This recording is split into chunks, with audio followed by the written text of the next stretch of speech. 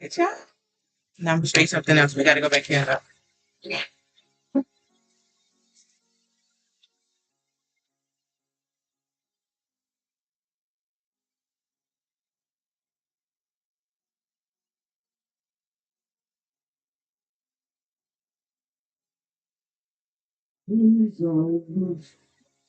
Okay, go ahead. Tis harvest time, Lord, to come free, people sing. The stars of heaven are holding dim. It must be the breaking of the day. Oh, it must be the breaking of the day. Oh, it must be the breaking of the day. The night is coming on, the day is coming on. Oh, it must be the breaking of the day. The signs that told the sun and moon in earth, sea and sun. All declaring to up and flying, the coming of the Master God. Oh, it might be the breaking of the day. For it is the breaking of the day. Yeah. The night is almost gone, the day is coming on. And it must be the breaking of the day. Strawberry light. It must be time for worship to church. For a bridal day. Bright burning thorns and burning flames to look for the breaking of the day. Oh, it must be the breaking of the day. It must be the breaking of the day. The night is darkness, the day is coming. Oh, it must be the breaking of the day. For great crowds in the streets and lanes, and in the understanding. Call the whole gen life to be ready for the breaking of the day. Oh, it must be breaking of the day. Oh, it must be the breaking of the day. The night is coming, the day is coming. Oh, it must be the breaking of the day. Oh, it must breaking of the day. Oh, it must be the breaking of the day. The night is coming, the day is coming on. Oh, it must be the breaking of the day.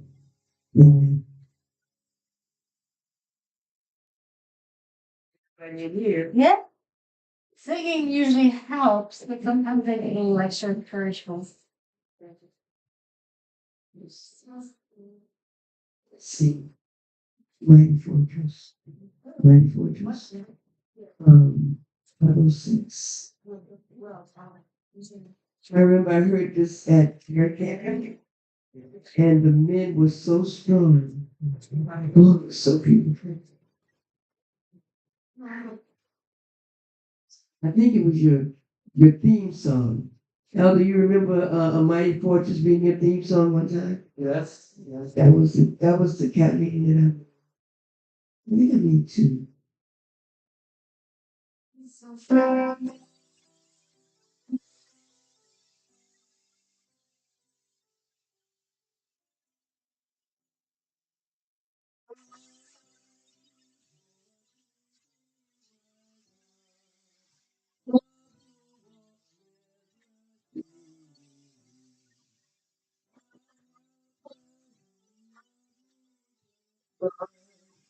I so free.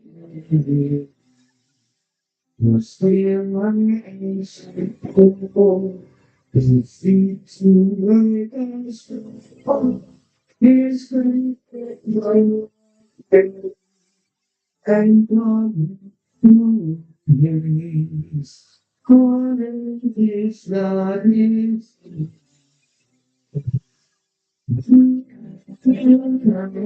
Straight line by, I starting with you. What I do, I get broken it down.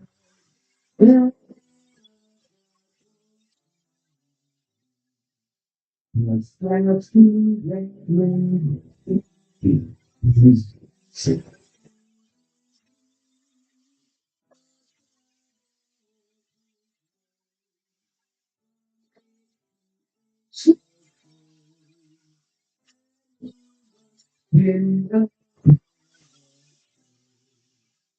And those rolling candles new, children come to find you. We are in the green, street and the present is well. It's like here's a rainbow. Love is to be so. Waiting to that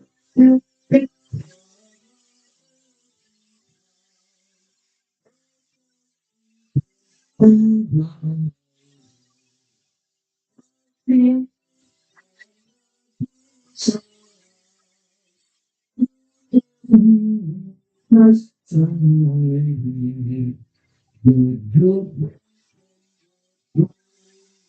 there's no one more like you so they make you God's dream of a still. His kingdom is what you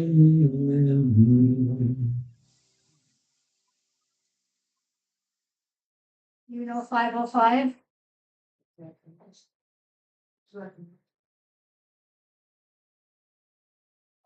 Oh,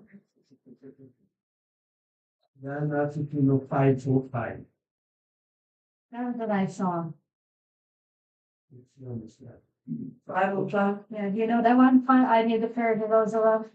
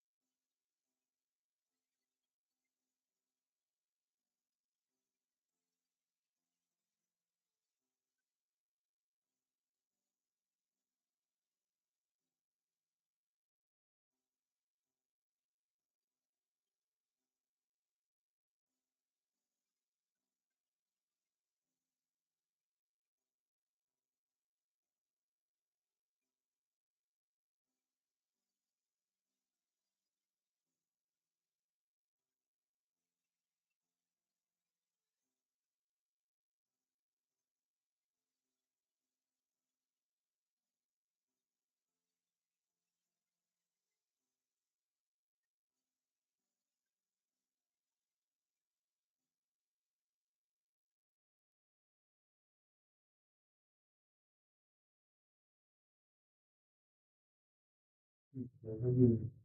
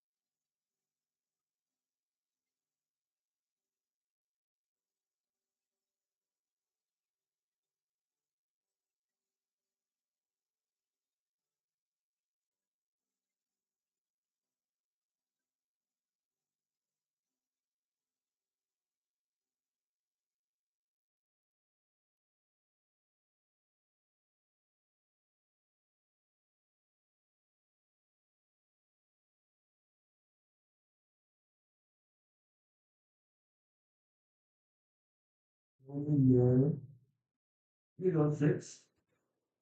Yes.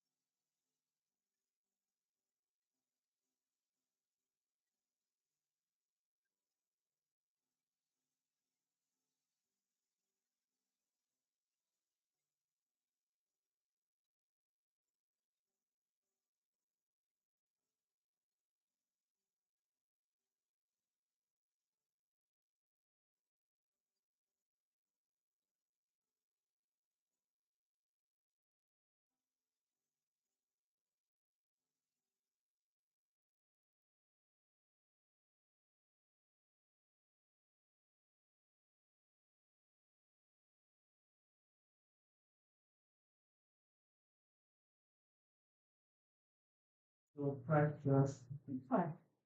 my Lord and I, That's right. 4, 5, 6.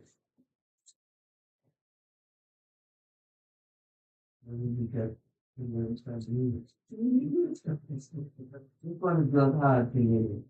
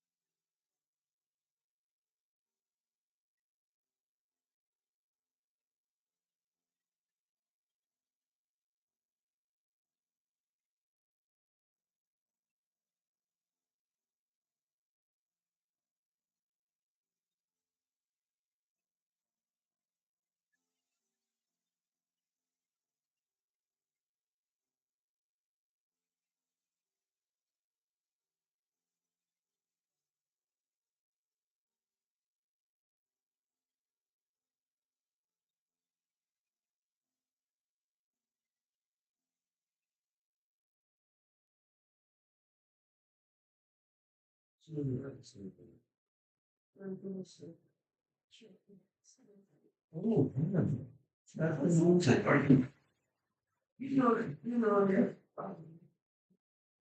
Yes, we don't follow. We thank you. It's the last one. Yeah. Oh, yeah. So that's wonderful. Wow.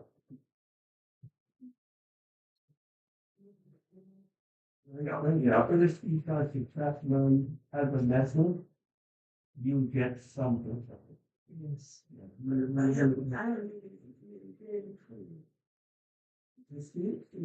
Wasn't forgets. Tell me it's coming. They forget to tell me. I said, let me know when you're coming to Huntsville so that we can see how you will be glad he has that. Or I come to any question time. YouTube.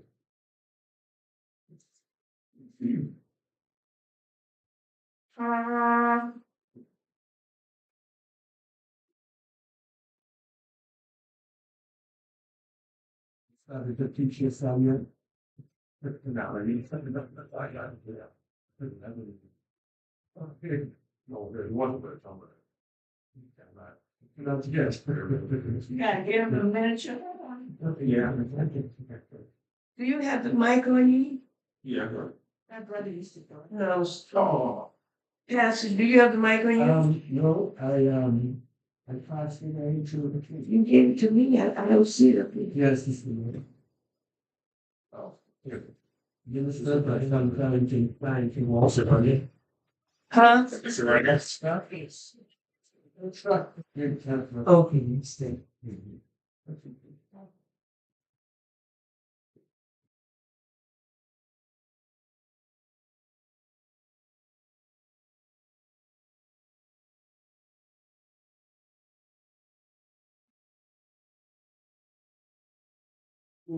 That was exactly what you did.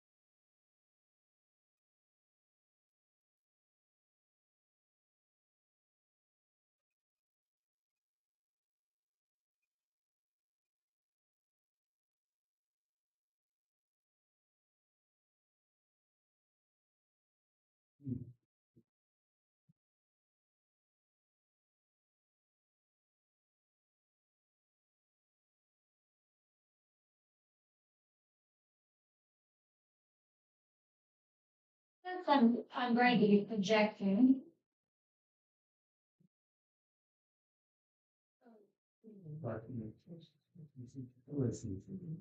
Yeah.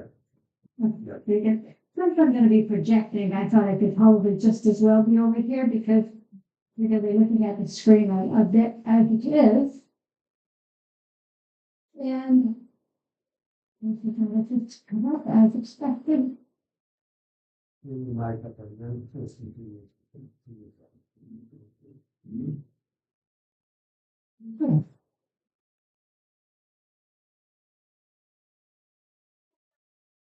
Let's start it over again.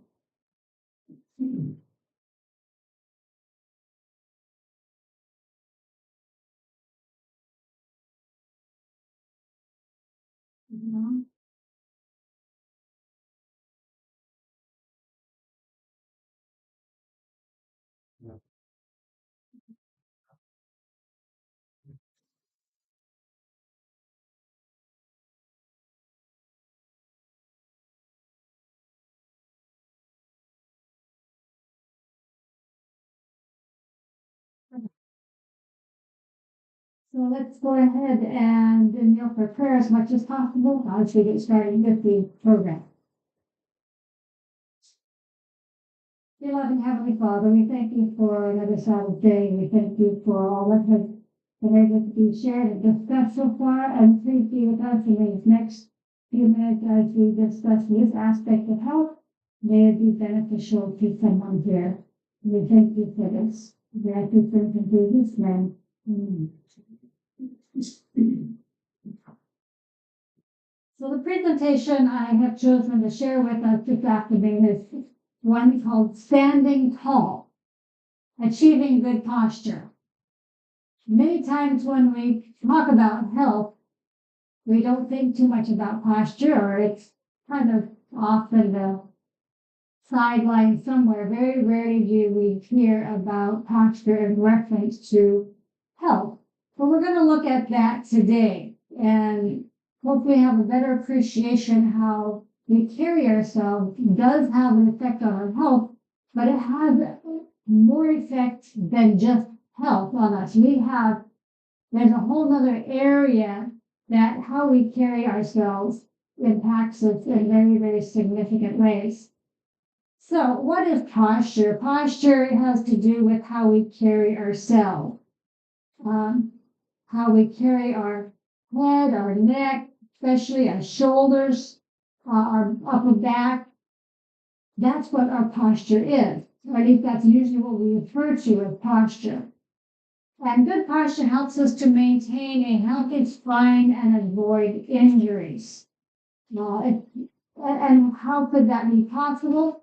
Well, if we don't carry our bodies properly, it does put pressure on our spine, it puts pressure on our necks, and it could also create greater imbalance. Posture is at the top of the list for graceful aging. Well, some of us are older, some of us are younger, some of us that are on the upper side of life would like to have graceful aging. And posture is really, really important for this. It also improves our mood and our confidence and is elegant. You wouldn't think that posture has those kind of effects, but they do. If we want to be elegant, we need to consider this particular aspect. This is a quote from Guide to Elegance. A rounded back, sagging shoulders, and a drooping chin create an image of extreme lassitude and discouragement with life and being 10 years older than you really are. What is lassitude? Lassitude is a state of mental and physical weariness, lack of energy, droopiness, like you have no motivation. And so that is quite a bit opposite of graceful, which graceful has to do with elegance and beauty and smooth movement and energy that is a controlled, directed force, that you have that energy. You're not dragging, you're moving forward with this confidence and grace. And what this quote also shows that by your posture, you can give the impression of whether you are younger or older. Take, for instance, this gentleman. He looks pretty old. He's probably on the high side of 90, maybe pushing on the high side of the 90s even. And he's pretty well dressed, but he's looking pretty old.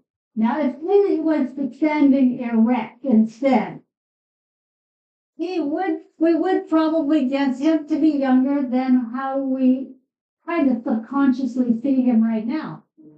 And even though he's fairly well dressed, he might even be on his way to church. He's got his nicer shoes on, he's got a coat, maybe he's on his way to church. But even the nice clothes does not elevate him in his youthfulness as much as his posture detracts from it.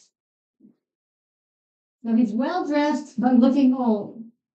Becoming hunchback is a real possibility when we do not make it a habit to have good posture. And so we might think, well, that's just an old person's problem. Not today, especially not today. It affects all age groups, and there is a medical term for it called kyphosis. Kyphosis is a term for the excessive forward rounding of the upper back, rounding of the shoulders, and the forward tilt of the head. So there's a medical term for it. And this can affect people from teenage years through the elderly years. And for the younger population, this can just be a simple matter of poor postural habits. They've gotten in the habit of having poor posture, and it just needs to be corrected by implementing better habits. And we'll look at some examples of that. Could be something more serious, but most of the time for younger people, it's just habits that have been developed. For older adults, that posture problem can be complicated by thinning bones, such as osteoporosis, spinal disc degeneration, and also, interestingly, dehydration. Never thought that dehydration can contribute to poor posture and poor disc thickness, disc health. And poor posture greatly contributes to this. So poor posture is not only a problem itself, but it can contribute to back degeneration. And back degeneration can contribute to poor posture, and poor posture contributes to the back degeneration and becomes a vicious cycle. So we want to correct that whenever that is present. So for the older people, it could be just poor posture, yes, but it could be a little bit more complicated. So this is an example of how it is not just for the older set. How many times do we see this today?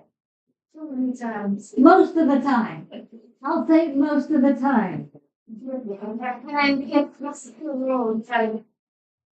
And it's no matter what age group you are in, from teenage all the way up to that 90-plus-year-old man these days. It is not an age-related problem anymore. It's a cross-the-board problem.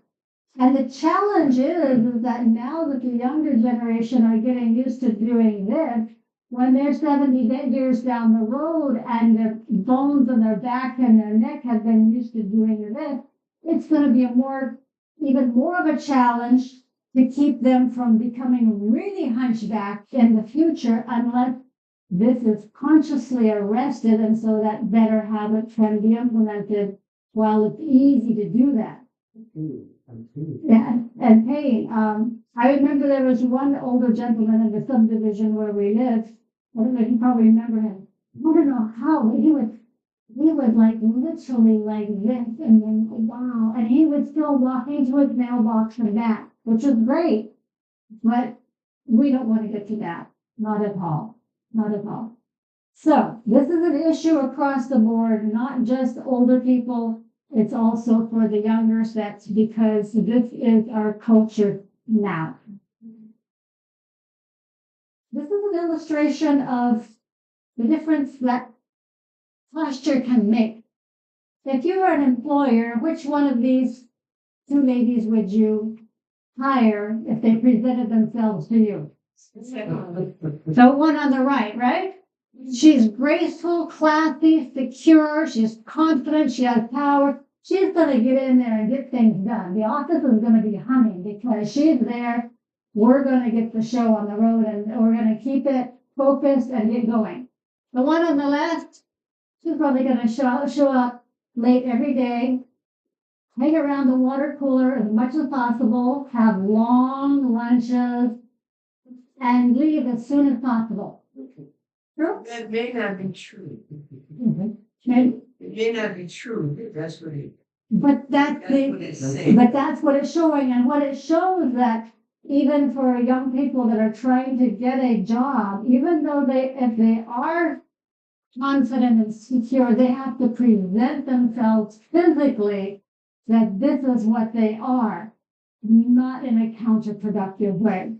So this alone could be the difference between getting a good job or not getting a good job by just how we present ourselves as far as posture is concerned. And we're going to look a little bit more about that rounded shoulders, the compressed chest, the sticking out of the belly, as opposed to straight and confident and secure and powerful. So in maintaining this good posture, it needs to be a conscious effort throughout the day. It's easy to slip into poor posture, especially with our phones. Oh, it's really easy. So it's something that even though you think you have instilled a good habit, you still have to check up on yourself and notice, okay, what am I doing? How am I carrying myself? You want to keep your shoulders relaxed down and back with your chin parallel to the ground.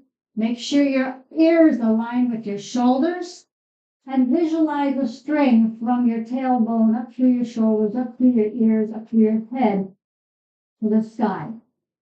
You know, Ellen White talks about a vision that she talks about a rope hanging down. Well, we're supposed to be connected to heaven anyhow, so this could be an additional visualization that our posture is getting us straight with heaven. So visualize a string that extends from your tailbone up your spine and out the top of your head. You want the string to be straight at all times, drawing you up toward the sky with your hips, shoulders, and head all aligned. You want your abdomen pulled in, knees should be soft and not locked so you don't ramrod leg. But your knees should be straight but not locked but not bent either. And shoulder width apart, look straight ahead, not down. So you want your abdomen pulled in, but not so much that it interferes with your abdominal breathing. You just want it nice and pulled in. This is a nice little example again. On the left, she's got some curvature to the spine as it should be, but not too much. The abdomen is tucked in, the ears are over the shoulders, and the hands are at the side.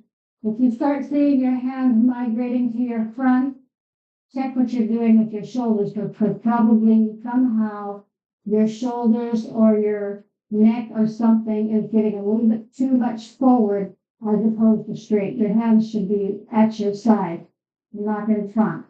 That will give you a T. Like on the right hand side, you see the lady's hands migrating to the front of her thighs instead of at her sides. She's got too much curve in her back. Her neck is starting to push forward.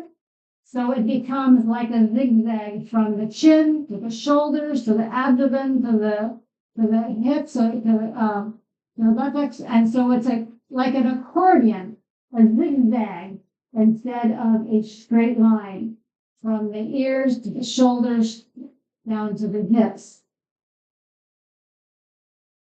So here's a bunch of different examples, practical examples. Here on the left, the lady is standing there, her hands are thrust too far forward, her back is in a rounded state. And then all across the top here, we have different sitting positions. Let me see if I can use my pointer.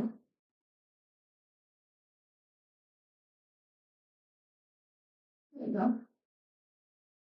So this one, she's sitting there, she's got her book or whatever in a position that she doesn't have to be doing this with her head. That's one of the challenges that we have with looking at our devices is that we start to drop our neck and our head. That puts a lot of pressure on the neck actually, quite a bit. So trying to position ourselves so that that head doesn't get in that forward tilting position.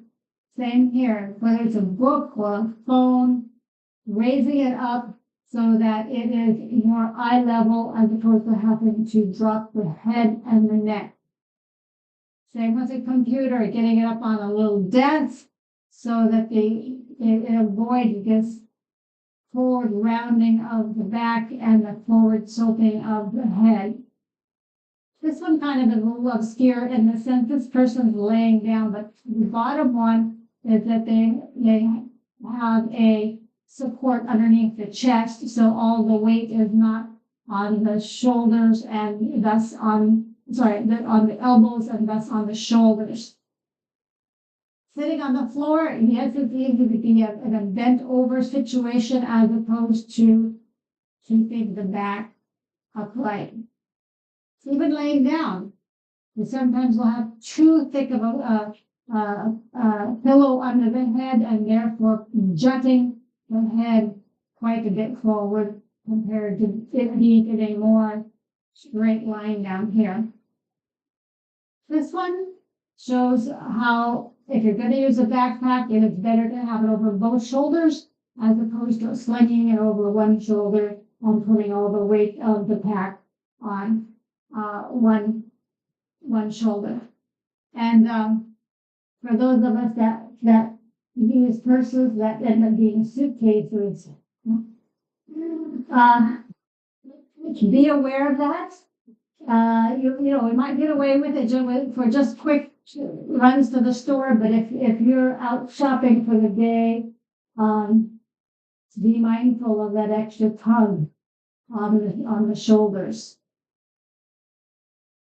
Also, for wearing a backpack, that backpack should be up on the back, not so loose it's hanging off, dragging off of the shoulders. It should be up on the shoulders. If it has a belt around here, even better yet, because then it helps to distribute the weight between the shoulders and the hips. For backpacking, that's actually really, really very important to have a shoulder, to have a waistband as well. Another example of this young man sitting in a chair with his phone, a lot of pressure on the neck. Instead, he can use the arm of his chair to help prop up his elbow so that his phone is at a higher level and he doesn't have to do this. Instead, getting it up here where you just have to put the eyes down. And you'll find after a while, when you start becoming conscious of what you're doing, that you'll realize that, yes, when I put my head down like this for any period of time, I do feel it in my neck. That's probably not the best thing.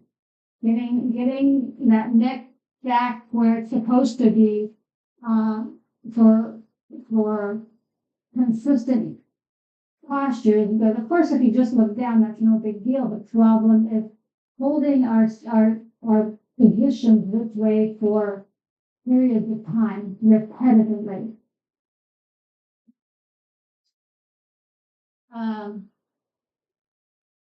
Just again, if he's reading on the floor, get his book up so he doesn't have to hunch over his book. Another example of using something to support the chest so that the pressure is not on the elbows and on the shoulders. And here he is using a little desk to get the computer up so that he doesn't find himself in this hunched over situation over his computer. And you know, even though we have desks and so forth, how many of us have found ourselves in that kind of a position? Even though we have a desk, even though we have the computer on the desk, it's easy to get into that rounded, hunched over position, and then we put pressure on our neck and our back. What's that? It has. Yep. So if we have our desk, be mindful of really trying to take advantage of it so that we can have a straight back. While we stand, pay attention. Are we standing tall and straight like this person, or are we kind of being lazy and just kind of scrunching up like an accordion? When we walk, are we walking upright, or are we walking bent over? And sometimes other people around us are good helps as far as letting us know, are we walking straight or are we walking hunched over? Because we get so much in a habit of doing things that we sometimes are not aware that we're walking hunched over, or we're standing hunched over, as opposed to straight. Some more little caricatures.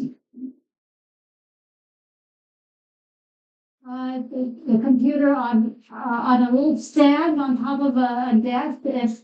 If the desk is not high enough, this might need to happen. Or even put several thick books under your computer to get it elevated so that it is more in line with your eyesight, as opposed to encouraging you to drop that neck and chin forward.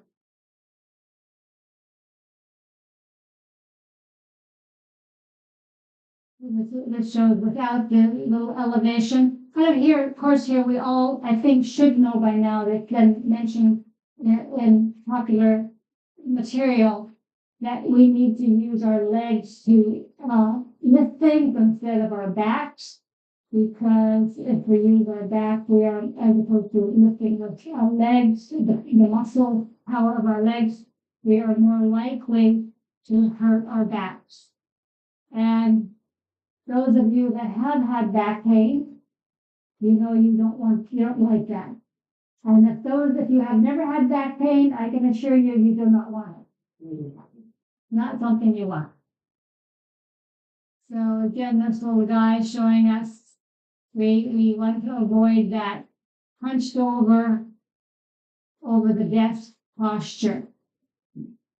So Sister Martian rightly said that the phone has really contributed to this posture problem.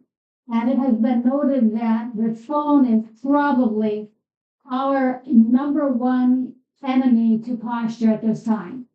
The number one enemy. And it is because it transcends all age groups. It's a problem in all age groups. Instead of trying to keep the chin as much as possible flat or close to flat, not dropping it way down, and not letting that neck bend forward to be able to look at the phone down there, trying to get up where we see it without bending down. Somebody has even coined the word text neck to relate to what we're seeing here. So when we're seated, we need to sit up straight with your back against the chair. And so you want to feel the back of your chair. Now you don't want to necessarily jam your bottom against the back so that you then create too much of a curve. You want to have a naturally straight back. Your feet should be flat on the floors, knees at or below hip level. For some of us that are more height challenged than others, that may be a little bit more difficult to achieve. If we're at a desk for long periods of time, sometimes having a little stool or something like that, we can keep our feet on that. We'll keep our legs at a level that the chair does not cut off. Our circulation can be helpful. The string visual applies when you're sitting too. Your back should be straight, your shoulders back, and your bottom touching the back of the chair. As I said, it doesn't want to be jammed back, but it should be against the back of the chair. And both feet on the floor. Avoid crossing your legs. It is very much of a habit to do that too, and it's especially the extended time of crossing your legs, because crossing your legs starts to impede the circulation to your lower part of your legs. And especially if you ever start feeling like your lower legs or feet are getting a little numb because you're crossing your legs, that's just an indication that you shouldn't be doing it for that length of time, because you are impeding the circulation in your lower legs. Sitting with crossed legs or ankles can make it even harder for your blood to keep flowing. These positions can strain your circulatory system and damage your veins, increase your blood pressure, and put your hips and pelvis in a suboptimal rotation. So those are all good reasons why to not make it a big habit of crossing your legs. Some more examples of sitting up straight. The guy on the left is doing a pretty good job. The next one, he's what we would call slouching. And it's easy to get in that kind of a posture when you're feeling like just relaxing and not being too attentive. It's easy to fall into that look. The one next to him on the right, he's actually bending forward more than he should.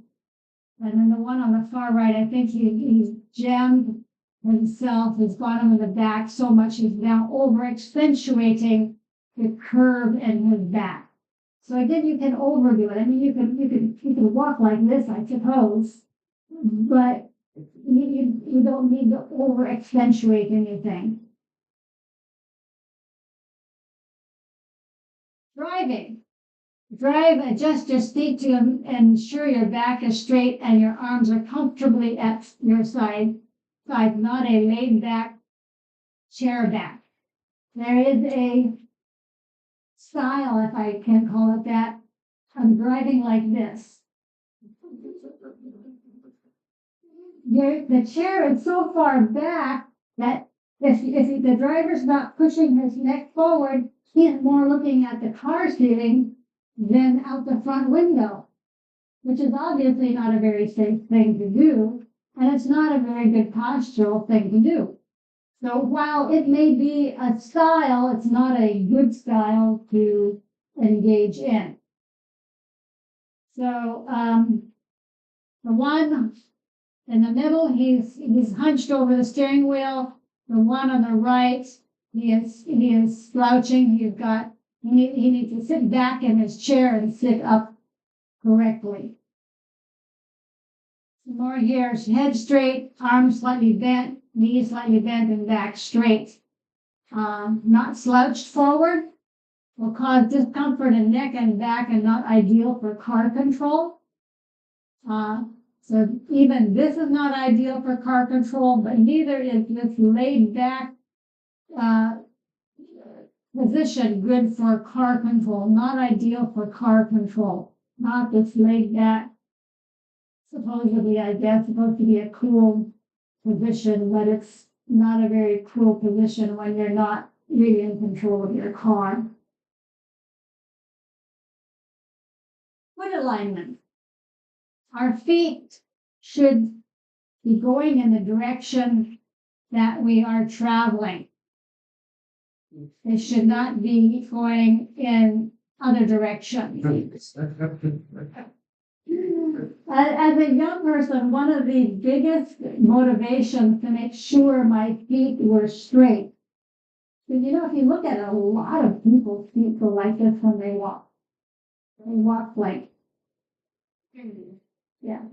But when, as a young person, I did a bit of skiing, both cross country and downhill.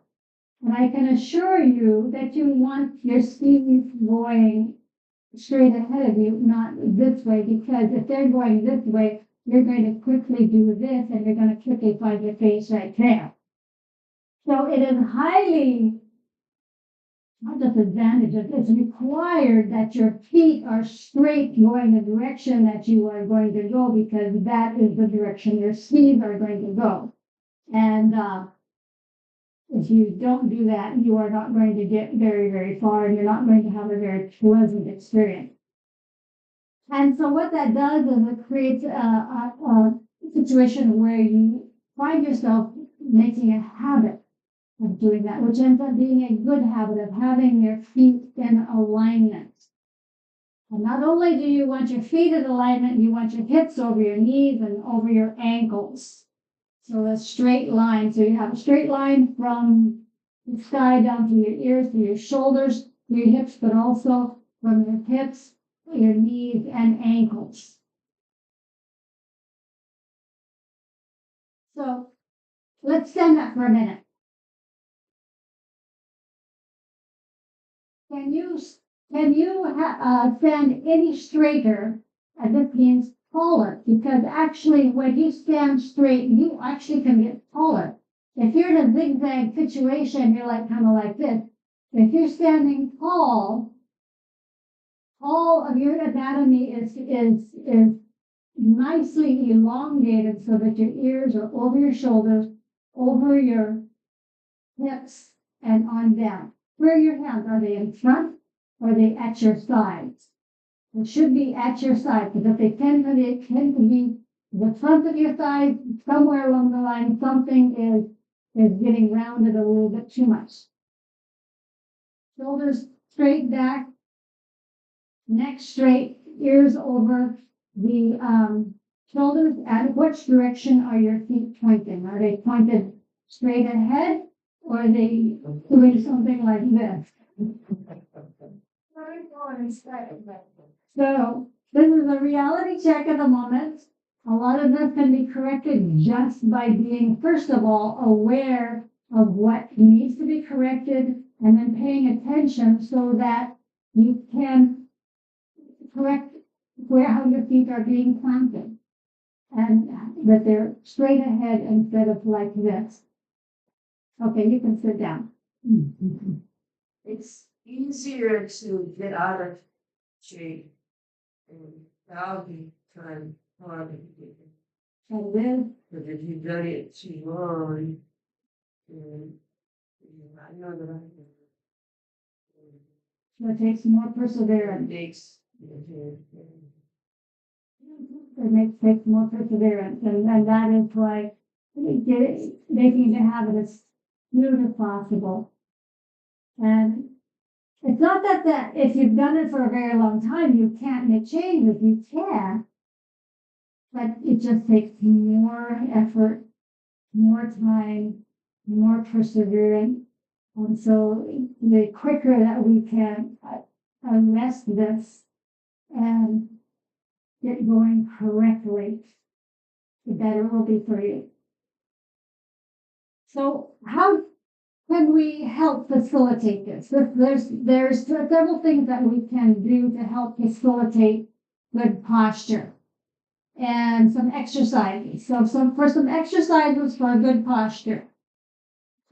Practicing and maintaining good posture is a significant way to activate and strengthen your core muscles. Your core muscles are your muscles in your body, your abdomen, your side, your shoulders, your back. The core muscles that have a lot to do with your posture, and having good posture helps to strengthen them. A lot of if we allowed our posture to deteriorate, those muscles have probably also deteriorated to some extent also. and they need to be wakened up and said, okay, we're back to work again. We are going to be a straight line and not an accordion. So let's look at some of those postures of exercising. Plank exercises for men and women. Now, that's not to say a woman can't do that. And if she's able to do that, wonderful. But some of us are not able to do that from the get-go, from the toes and on the elbows. Sometimes you might have to start out with staying on the knees and the elbows before we can migrate to a more intense position. So you hold this plank position for at least 20 to 30 seconds, and this engages our core muscles and gradually increase your hold time as you get stronger. This will help to strengthen those core muscles. Superman exercises. This may seem not like a big deal, but these are actually challenging exercises to do. The lady at the bottom, she has done this a while. I can assure you on that. The one on the top, you're probably not going to be able to do that right away. If you have never done these exercises, if you're able to you're doing opposing arms and opposing legs, laying on your stomach and lifting. If you have never done these before, you will be lucky to get them that far off the ground.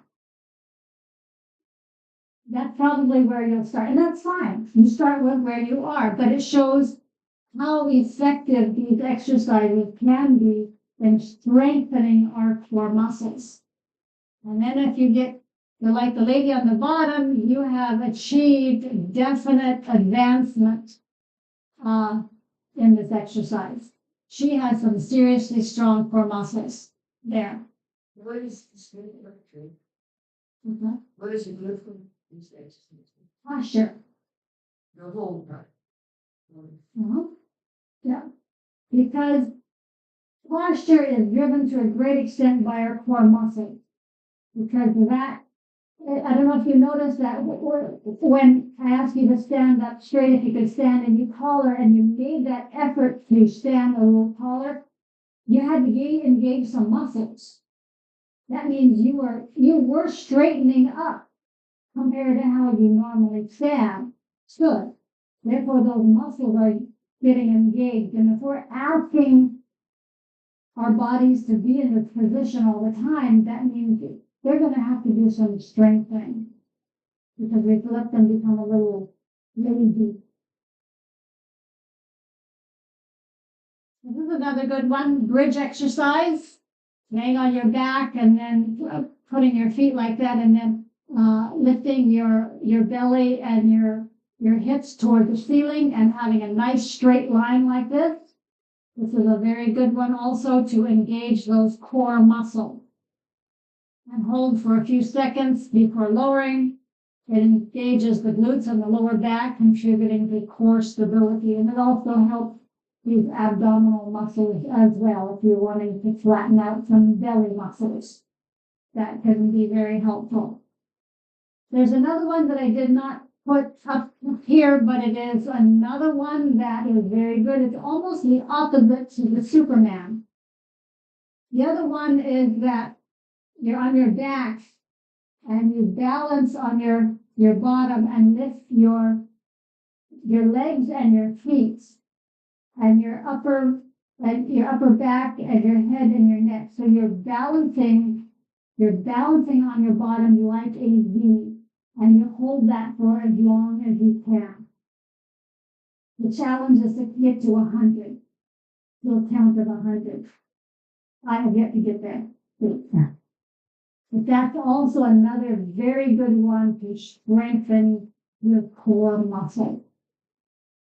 And we may think, core muscles, what is that going to do for me? It's actually going to do a lot for you. It is also going to be helpful for stability, for balance. People as they get older, they feel like maybe they're imbalanced. If they do these core exercises, that helps them then to be more in control of their posture, so they're not unstable. So it's actually very, very helpful. Some shoulder exercises. If you have your stretchy bands, you can do this, or even if you have little dumbbell weights, or like 5-pound weights, you can do this with them also, and strengthen your upper back and shoulder blades. Another thing is to lean against a doorway like this, it stretches your chest muscles here and engages some of the upper back muscles also. This exercise is good for tilting the head forward to just have the chin level with the ground, and then take your fingers and push the head back so that it does not doing something like this. Pushing it back so that the spine, the spine here, the neck is straight instead of, so when I say straight, of course it's got a curve to it, but it doesn't have this forward incline to that. And so tuck your chin slightly without tilting your head down, and just pushing your head back and getting your neck used to that new position. Mm-hmm. Exercise and techniques are very, very deadly type. And pathfinding. Pathfinding very, history very tough. I've gotten away from it somewhat.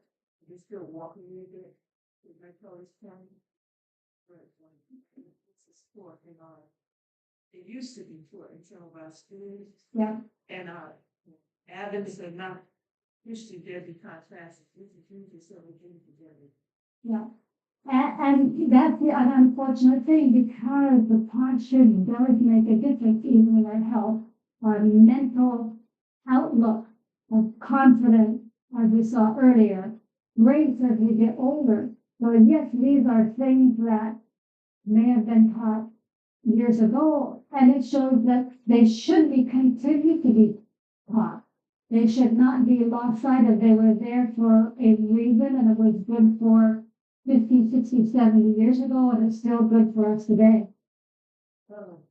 Studies have shown that our students and average students, they're doing this pathfinding for PE, like the old, I don't know if they do, but the old way without pathfinding, public or private school, is every 6 to 9 weeks, or 6 to 8 weeks, you know, the term was, you do a different sport, or you do a different trade, like carpentry. Mm-hmm. And I believe that's why my brother is a physical therapist tech today. Because when he was going to the union school, pathfinding was part of the PE. Mm-hmm. And so every 9 weeks they did a different honor. Yeah. And so it gave them set purpose. It gave them purpose, self-esteem, all that kind of all those kind of things. And skills that they wouldn't otherwise. Skills, but And it gives them a view of different things that they can now decide, maybe this is something I'd like to do for my life work, as you said, for your brother. and Texas did a study on public and private schools, and pathfinding from the Seventh-day Adventist Church was in the study.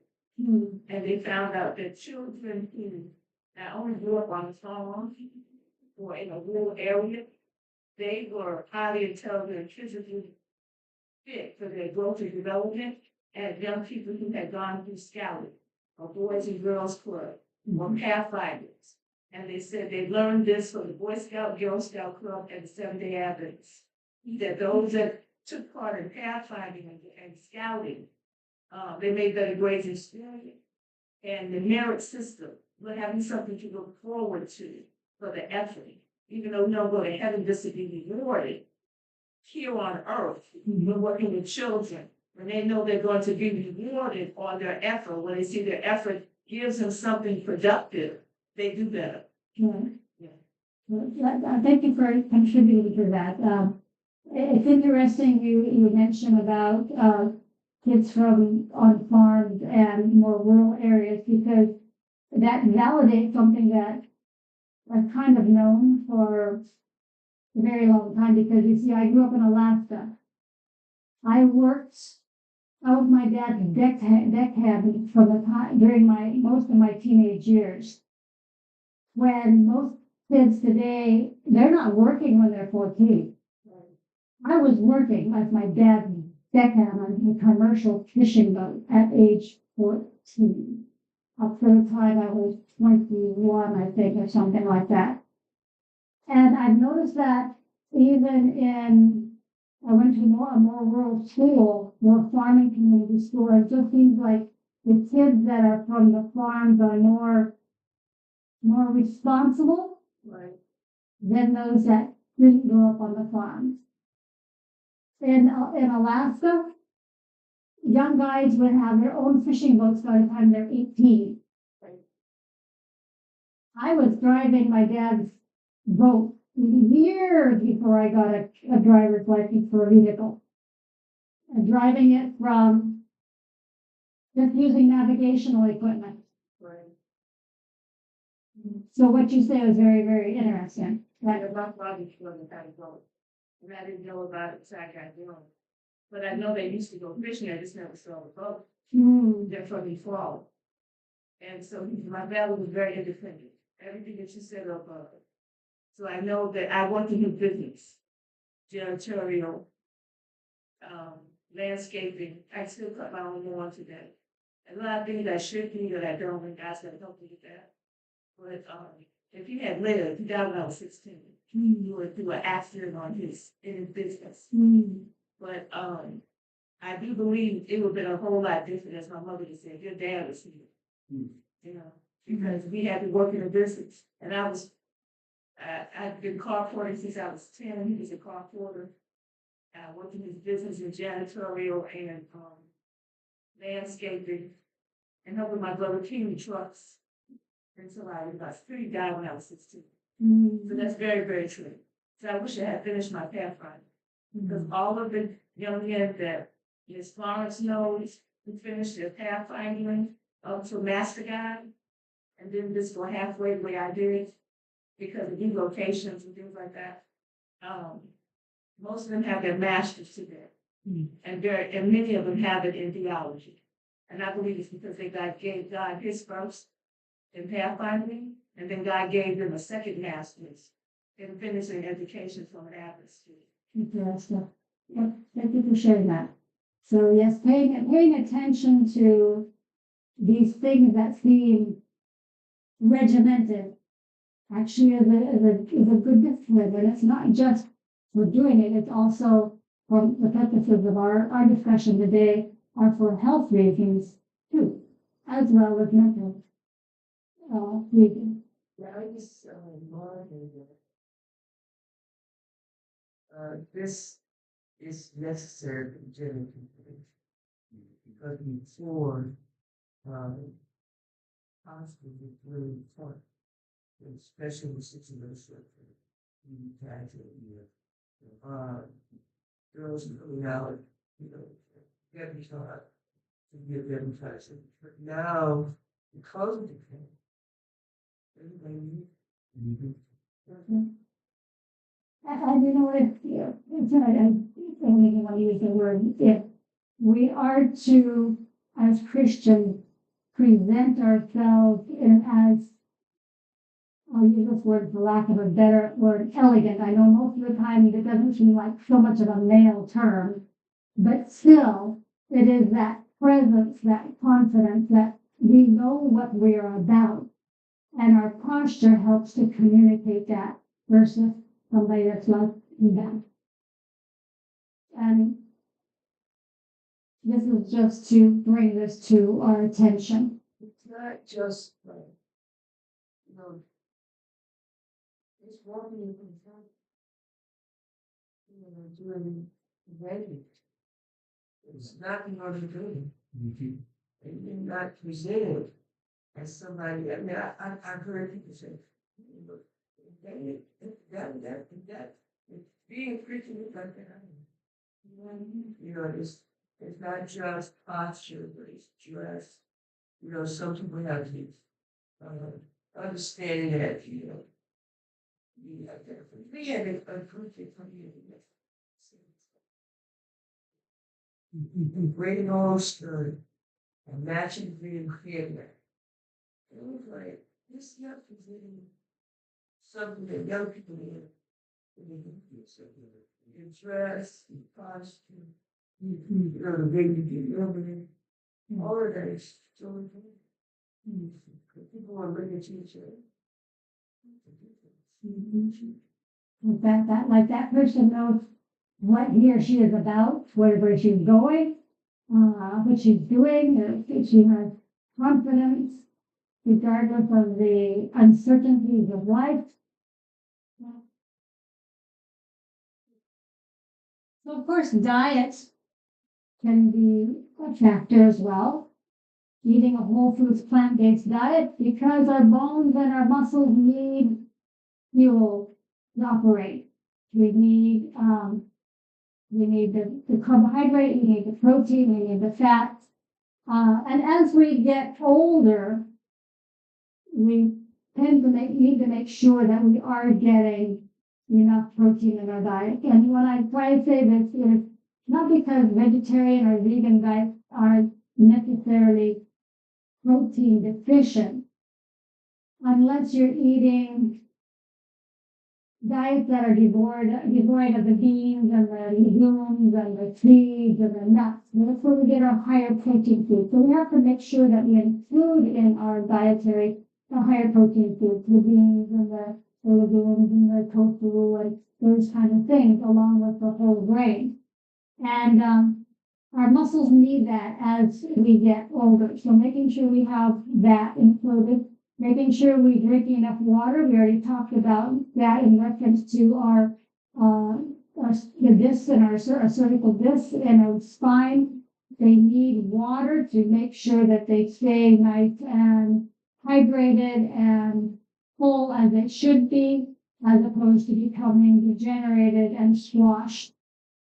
Take vitamin mineral supplements, including vitamin D and a moderate amount of calcium. This is to help with our bones. Eat enough plant foods that are higher in protein, as I had just mentioned. That is to help with the muscle mass. Eat plant sources of fat, including nuts, seeds, avocado, and olive oil, and have a healthy weight, healthy body weight. And why I say healthy, and I don't specify being overweight, is because it's unhealthy to be overweight and it's unhealthy to be underweight. Right. Both sides is not good. Because of today's culture, we see more on one side, and that is too much weight. And that buys into things like heart disease, arthritis because of extra weight on the bones, hormone problems, and other things along that nature. Now, on the underweight side, then we end up looking at the possibility of loss of muscle mass, loss of bone mass, which is not good, especially as you get older, because as we get older, we tend to lose those things anyhow. So we don't want to be underweight and facilitate that loss of muscle mass and bone mass. We want to be in healthy body weights. How long will this take? Well, it depends. The cause matters. If your hunchback stems from slouching at the computer or looking down at your phone, correcting with exercises and being mindful of your posture will be easier. But if it's due to osteoporosis, it could take longer and might need treatment. So it's much better to correct this when you do not have a condition. And of course, the younger you are, it's just a matter of retraining your habits. You're a little older, then it's going to take a little bit more work. But it's not to say it can't happen. Younger persons have more bone and muscle flexibility, so your body will bounce back faster if you're still in your teens or even early 20s.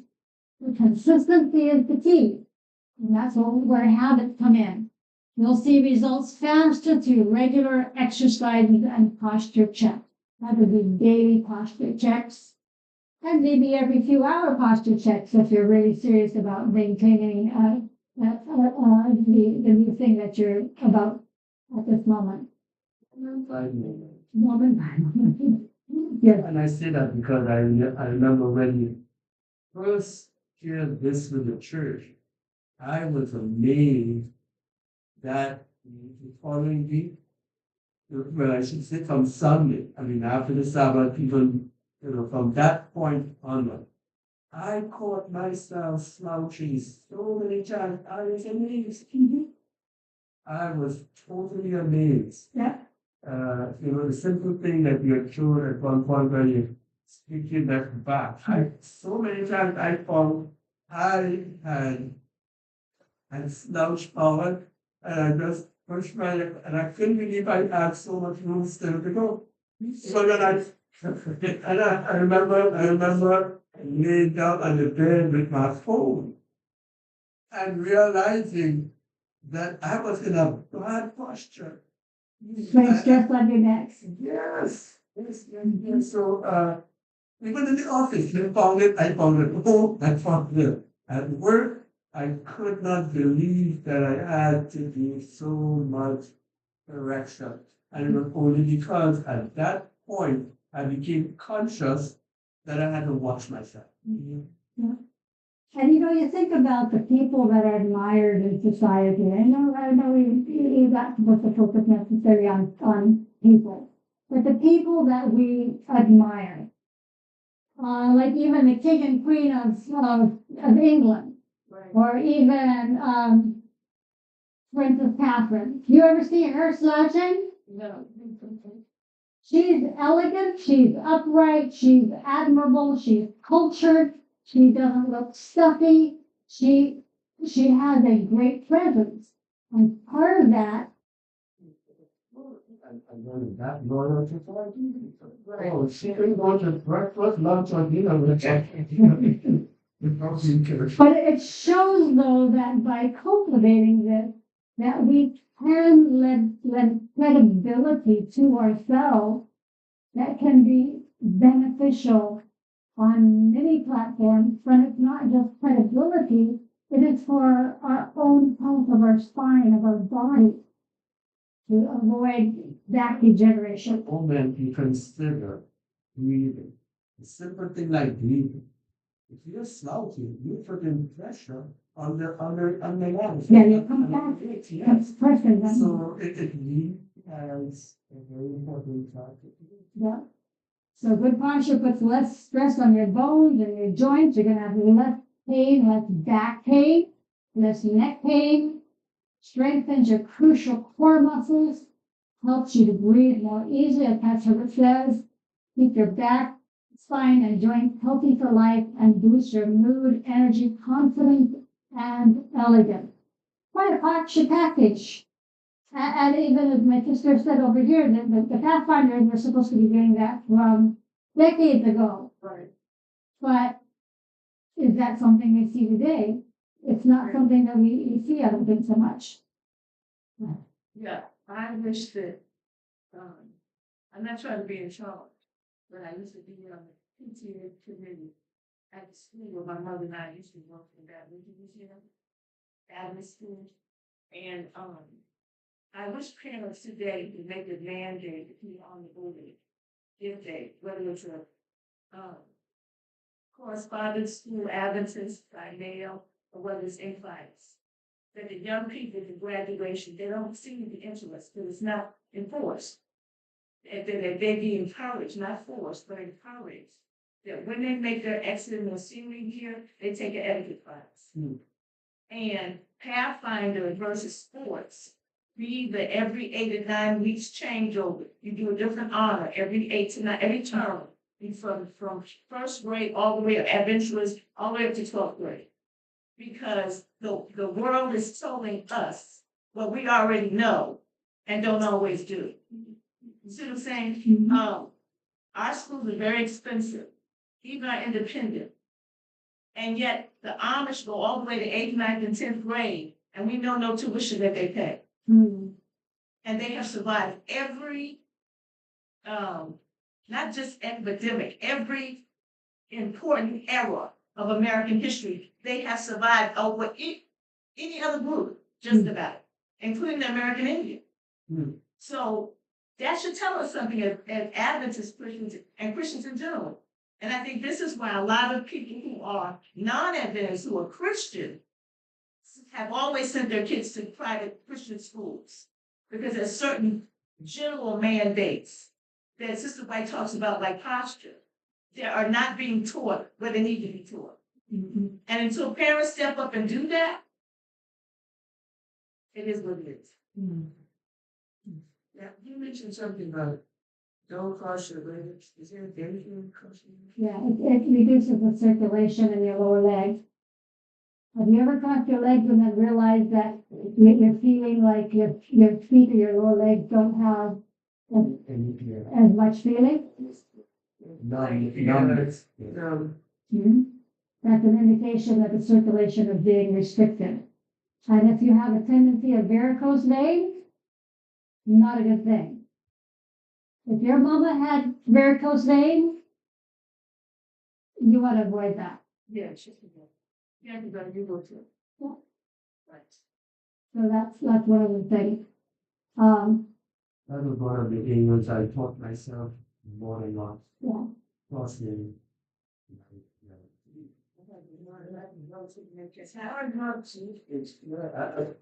But you know, when you start it consciously, make the adjustment, you begin to see yourself in the It's all about habit.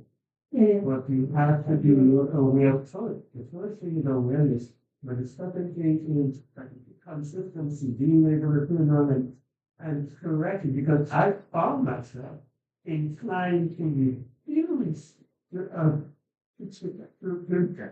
change it because I was feeling comfortable. Why? Because I was accustomed to making so long. So it really, habit is really based upon choice, and everything that all based upon choice. And this is why a lot of members, Adventist members, are going to smaller churches sometimes, and independent ministries, the church on Sabbath, because they're getting from them or from us. That's why I come here to hear people discouraging from coming to them. Because you're getting what you need that you're not getting from a larger population of Adventism, even in little things, like posture. And so that's why I enjoy coming here, even though I'm directed not to come here. Because I know the value of what I'm getting.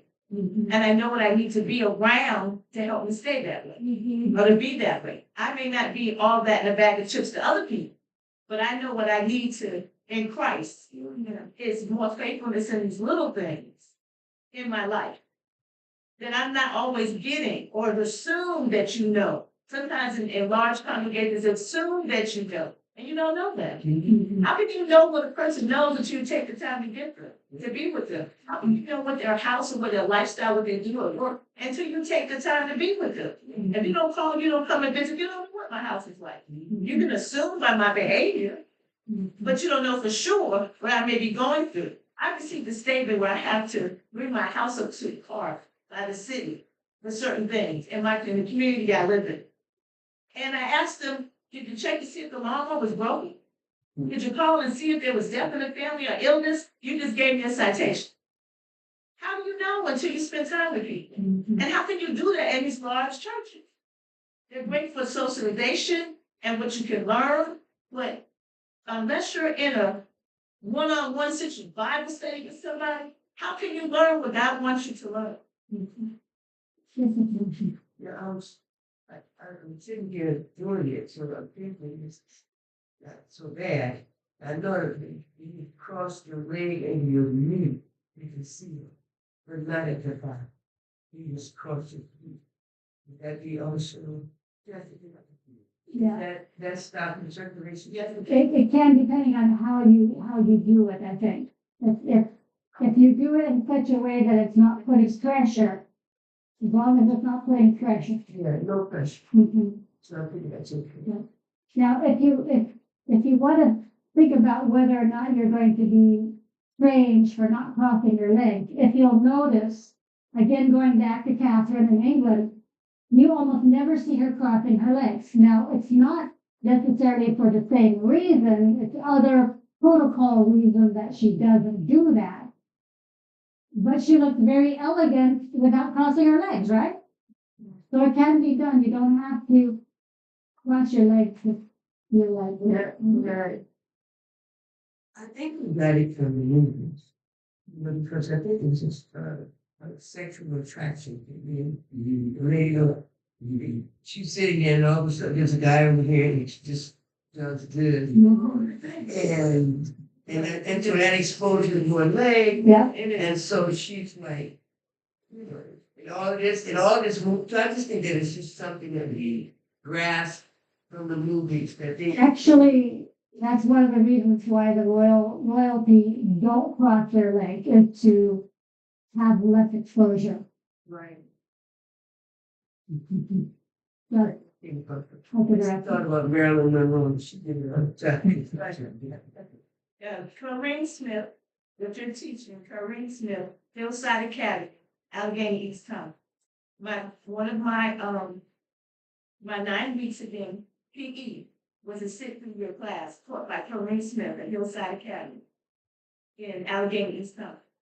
And the question of the ankle, the Lord helped me not with the question of my legs. So I knew my mother had varicose veins, I probably would have. I had to get into the habit of not doing that. But the crossing of my ankle, that's been a hard one to accomplish. But I realized that because of my inflammation, I should not cross my leg. And I learned it from Corinne Smith in PQ at Hillside Academy in Allegheny East County. Yeah, I just didn't know anything about crossing my fingers. Very hard thing to me some time ago while I didn't cross my legs too much. It's just when sitting for a long period of time and trying to make yourself feel relaxed. Because I don't sit. I'm just not supposed to not sit. Either I'm up for hours and I'm comfortable in that. Well, if I'm sitting in church or so for a long period of time, I used to think I feel really more relaxed about it. It's not sitting with the long term. But then, nobody told me that I need a whisper in my mind that says, take that leg down and sit straight. Because if you keep doing that, you're throwing your body free all the it's not much tension. And you'll start end up feeling pain like people in your face.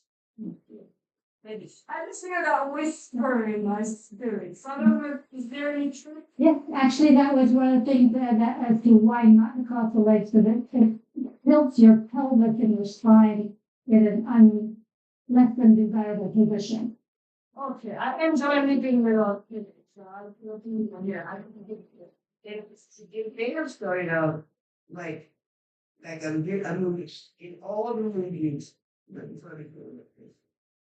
That was very popular, but it's not a woman's thing. You know, you'll see men doing it too, especially when interviews and stuff like that. You know, like that. I'm just remembering that that's where that subconscious thought came, because you told me that it's only women supposed to cross the line. But she's not. When I see a man stick with their leg like that, I used to, what are you doing? What are you supposed to do? That's where it's subconscious. You see how that you can put into our mind because it sense to be signaling our messages. Hollywood has mastered subliminal messages. And so they speak to you. It's like the guy did the Joker thing. You know, because the community's watching the Joker, so he just comes in and he plays the Joker. He's a real Bush. We have here at theater some years ago. I dressed up as a Joker. I'm just saying Hollywood has changed in minds and they're one children, and, you know. So that's what we get on a lot of these things. You don't even realize that you do nothing of the things that we watch and other people. They come into the church. They come into the church. It has come into the suburban suggestion has come in our churches and staff There's how much of the church is no reading restrictions. We go from the radio to the television to self-computer to self-fulfilling. And subliminal suggestion is in our churches, in our music. And because we've allowed our churches to become like the world, then we are getting mixed messages from the pulpit and opposites of the church through subliminal suggestion, because we want to be like the other churches and not just Adventists. We want to be like the other churches and be accepted. And I have to keep reminding myself, I should be glad people don't particularly care to be around me because of my health. And even though I've been asking the Lord when and where and how and why.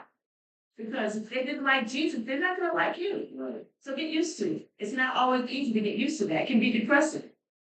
You know, it can be, some people are suicidal because of it. But as long as you want to stand for right, I need to be in a small environment where I'm hearing this. I go there for social outlets because I need Christ for social. But basically, my Bible studies are in a small church because I'm not getting there what I need all the time. I think you have to get to the point where we realize that if we are not educated like God's people, we are being educated by yes, and the world is becoming so accepted as the source of education in all of these areas, not just in terms of how we sit and our posture, how we need to talk to each other, how we need to deal with different situations, all those soap operas from the edge back, which would actually educating people how to deal with relationships. We have books, we have the Holy Spirit, we have resources and tools, and we should be the ones educating them, and especially educating our people in regards to how we need to think and address different things. So we are letting the world see us. And it's like, you talk about being in a small environment. Why? Because most of the time, truth or beneficial information comes from small details. You stop and think of those schools in Canada where you had special education, where people used to pay money to be able to send their children to get ahead in life. That's when they used to know all the stuff, because by the time they came out, you saw how they were elegant and upright, and they had a certain air about them, because all of these things are part of the education to be able to show the world they're from a different class. Right. But we have to get back there. We have to get back to see. I mean, there it is. It's evident that we are exposed to the same information they were getting, but we never valued it enough to make sure that we will be able to path of our education system. Actually, if you think about it, we do get historically trained to look into such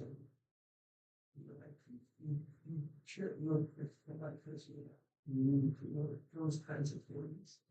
That we were trained to do, and you couldn't talk like you were talking. I mean, this is really true. I'm not sure if you guys saw Schindler's List. You guys forget me. Schindler's List. In other words, one incident where a young lady, German village, the young lady was telling him how to do a job. Smart. And he said, "You don't talk to me." So we killed on the spot. Then they said, "Now you show to do what you do." So, when we're in some serious positions, no matter what the color is, no matter what the culture, you usually train to be less confident enough to do that. They look like that. And even in teaching children, you can't be doing what I'm talking about. So we just have to be very, very good. Across the board. So what has to happen is there is a differentiation of training in different circumstances. If you're in this circumstance, this is what you have to modify to be like. If you're in that circumstance, so you have a person has the training to be able to deal with all environments. Because if we are in a persecuted situation, we have to know how to present ourselves in a subservient way. So it's not to say that any one thing is the exclusive way of handling everything in life. But how do we handle ourselves in this circumstance? How do we handle ourselves in that circumstance? And it may be a bit different, but having the knowledge and how to do both. Passing it on to your brothers. Making sure that it's like a parent who knows that they have to go to work for some person and they have to act in a certain way when they're in that environment. You need to make sure they communicate. Tell your children, what is that? But be aware that it's not going to be accepted to be over there. Because we don't want when things change and they don't know the right thing. They need to know the right thing. There are a lot of things that, Trying to be able to adapt to the circumstance. yes, they need to be able to adapt because you think in terms of safety. And you have, some of the sisters who work in the big house, they were allowed to see and learn many things. But they had to go area and make sure at least in one case you were able to make something of themselves with their home. That they made the husband and the children aware of things they made in the big house. So that when it was all over, they were able to advance faster. Because they were learning to read or whatever it is that they saw how they so fall, how things go down. If you don't educate the people who need something to do, they would not be able to survive and pass it on to their children so that they could care for them. That can lead to life. Right. We have to be able to educate each other, and especially in this Christian environment, you are going to be the scum of the earth to the rest of the world because of the Sabbath keeping. But we need to be able to have the awareness that we need to share whatever is beneficial. Like this, we have to survive. We have to survive the future challenges and know that we are not in pain or we are not deprived of sufficient energy. As simple as this is, we need to know this and pass it on to people to survive. It is not true that, one of the reasons Adventists are not with I'm not going to say I'm Sabbath, but the point about oxygen, the reason why, oxygen is so important is to help send enough oxygen to your brain to function. Yes. And when it comes to cultural differences, and knowing how to get along with people, help me with this, because I get along with people better when I was younger. I do that. As you get older, you change. But there seem to be three areas of the Adventist Christian church that has gotten past those barriers. And that is Sabbath school. You go any place in the world, almost, or in the United States. Even if you use a independent Sabbath school lesson, in that community, the lessons are the same. Yeah. And church schools, there's a certain way they're conducted, and they're only adjusted per culture. But the standards are generally the same, or have been. And of course, we know they can change, but general things are still are, the three R's, reading, writing, and literacy. And then Pathfinder, youth ministry. They seem to be the three areas in our church that causes all barriers in cultural differences and getting along with people. Because in Sabbath school, Jesus used question and answer to study, and whether you're Adventist or not, question and answer is common to Bible study. So it crosses the cultural lines. In the educational system, people want their family to be educated in the things of today that are standard, not just Adventism, but that are standard, like you would say. And then in youth ministries, because young people like music, they like to move, and they learn with hands-on. No matter what their race, culture, or nationality, they learn best by hands-on. From each growth and development stages, it's maybe different per culture, but it's the same general. And those are the three areas where they have taught our people how to get along with people, and usually lead people into areas of being Bible workers, literature evangelists, school teachers, nurses, because in these areas they learn how to get along with people, because they cross cultural barriers. And that's why, for me, Pathfinder, I will always be a supporter of Pathfinder. I don't have to lead, but I know what it can do for people, because I know what it did for me, even though I have faults that I need to keep working on. And I've seen what it's done for others. Again, I said, most of the people who pastored me and through pastors had their master down. And that's why they can do what they do there, and have their masters or have finished school, whether they finished college or not. I think I have, yes, you. I have a question, sir. So, I guess we're going to talk, so I noticed that that always that I all think about these different parts, so I can very where is this? Help, I know you're really tired. You need no policy. Where like you need to consider the fault. So I know I'm gonna say it's very maybe it's not that's not good. So you guys need to what is help us really bad. And that's why people follow work, because I have to say about that's why people follow work. Because I've always anywhere now that I'm overdone. Yeah, but I get it growing up as well, but it never stopped. Of course, the foundation, and this is common, is whether or not we're getting enough sleep. If we're not getting enough sleep, we are going to feel tired regardless. In fact, some years ago, I had a young lady ask me, "What can I do to not sleep, or to not feel sleepy?" Well, come to find out, she's sleeping maybe 6 hours a night. There's no herb, no vitamin, no nothing that you can take to replace sleep. So that's kind of the foundation there. As far as staying awake, as you said, drinking water can be very helpful. Sometimes if it's like in a sermon or so forth, actively taking notes can be helpful, because that means you're whether it's on a keyboard or in a pen, you are doing something. So those things can be helpful in staying awake. But the underlying thing is, if you're not getting enough sleep, that it's going to constantly be a bit of a battle.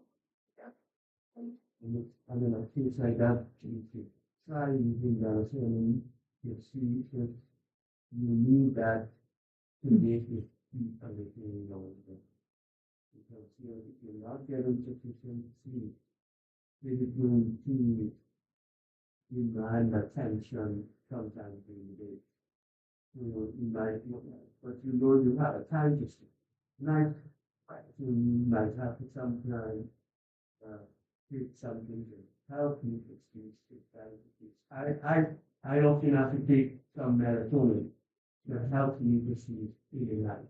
And another thing is trying to make sure that you are keeping yourself vigilant till the times of sleeping. Otherwise, if you like, I will sit on the night and so for do something, and then the next thing I'm not getting up. Where did I go? Where at that time? So you have to sometimes ensure that you keep yourself somewhat occupied until it is the right time. Otherwise, if you set the lights out, you're ready to say it. Make yourself exposure. And so you have a downtime. You're saying, I'm going to study for them. As opposed to just picking up the first study. But you have to be intentional. I'm going to do this time. This is the time of the And you live by that. Then you find that you schedule it to your life. Yeah. I'm not there yet. I'm working there, right? Probably. Certain things that I do at the hour before I go to bed, there are certain preparational steps that I make so that at 9 o'clock, I'm not there yet, but at 9 o'clock, it's my intention to be in bed at 9. And I was better at doing that in grade school and high school than I am in life. Once I started working, it's like all that went out the window. Just trying to survive one day. So, the question that he asked, it seemed funny or light, but it's a very serious situation when you're tired. First of all, we have to bear in mind that we're existing right now as God's instrument. And when we're not properly nourished, whatever it is that we're lucky in, but in this regard, it's sleep and rest. And when we're not rested properly, we're going to fall asleep. We're going to slump over. We're going to slouch.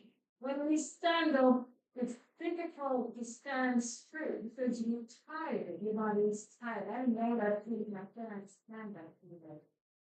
So what I have done to get better, as she said, is you need to be intentional about bedtime.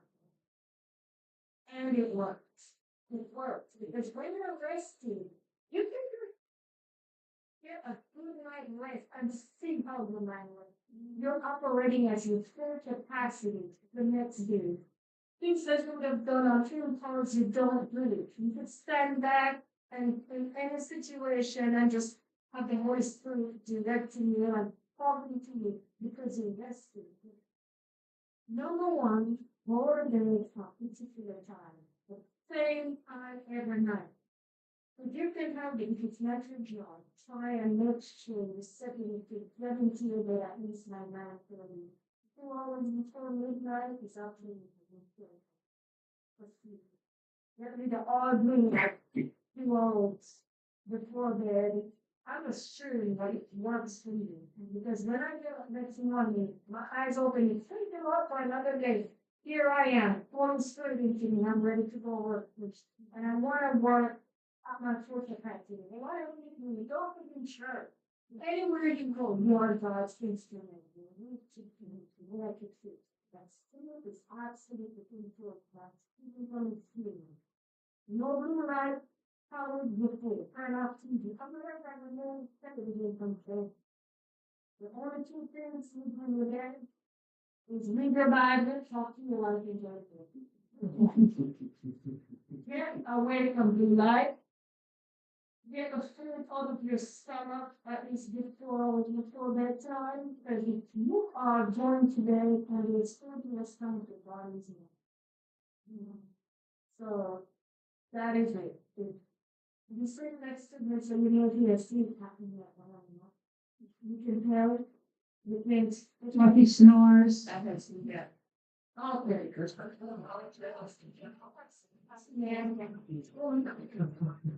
And you're straight getting happening, you shut up and say and that's your bed. Down there. If I go to bed too early, I can't sleep. If I go to bed too late, I can't get up in the morning. It's hard to balance. It's very, very hard to balance. I've been tested. I'm reading at 20% when I go sleeping. So my blood could be cut off. I could die in my sleep anyway. Right, sit down.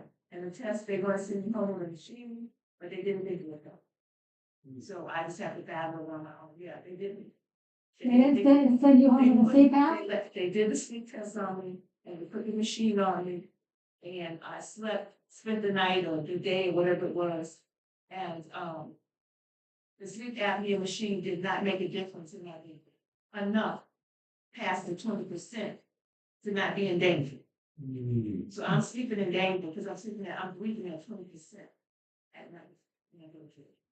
And if I don't have music or something on, my mind wanders. So I have to pray and say Bible verse over and over again. So what I do is I do sleep with my television whatever. I keep it on Christian whatever. Because if not, I have to get up.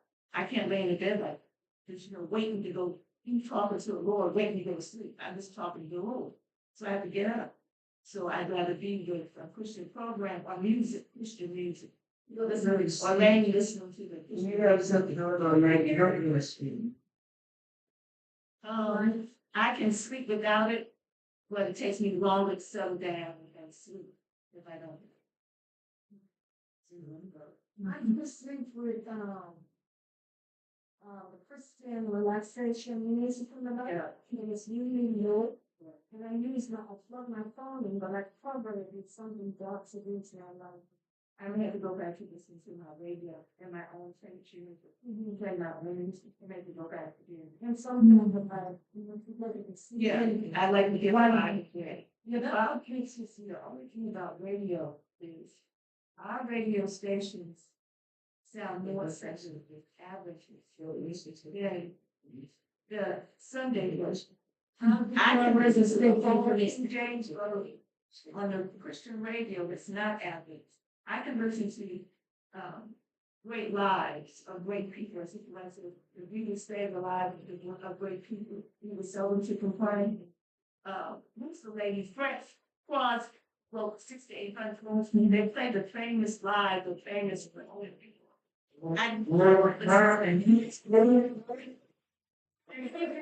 Another station that you can miss. Probably I should go ahead and finish, since we've been at this for a while. I don't know if Dr. Herbert has a few things he wants to share. Right then. So this is my final slide anyhow. There's obviously a picture of mountains. Have you ever seen mountains slouching? We always talk about mountains standing tall and standing erect. So I just thought that was a very fitting picture to end the presentation with, a standing tall like mountains. These are actually mountains from Glacier National Park, which they do rise up very, very straight and very tall in that area. And it's an absolutely beautiful place. It's made from glaciers shortly after the flood, and those mountains certainly do stand tall. So thank you for your time and your participation, and hopefully you have something more to think about, to pay attention to, that might have some surprising effects. So as we discussed at the end here, our bodies are creatures of habit. They work better on schedule, and they're just creatures of habit. That's that right. Dr. Did you want to say anything, or are you good? Well, I would be something up with your opinion, the question, the message is really.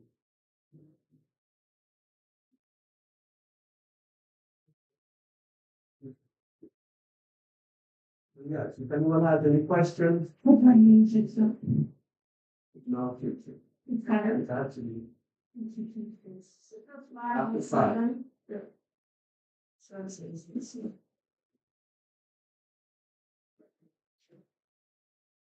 I have a question.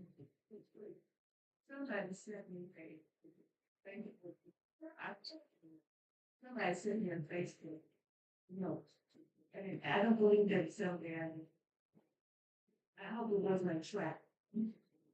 But it looked like independent ministry and the being was touching women. And joining how to join a Christian community that really good.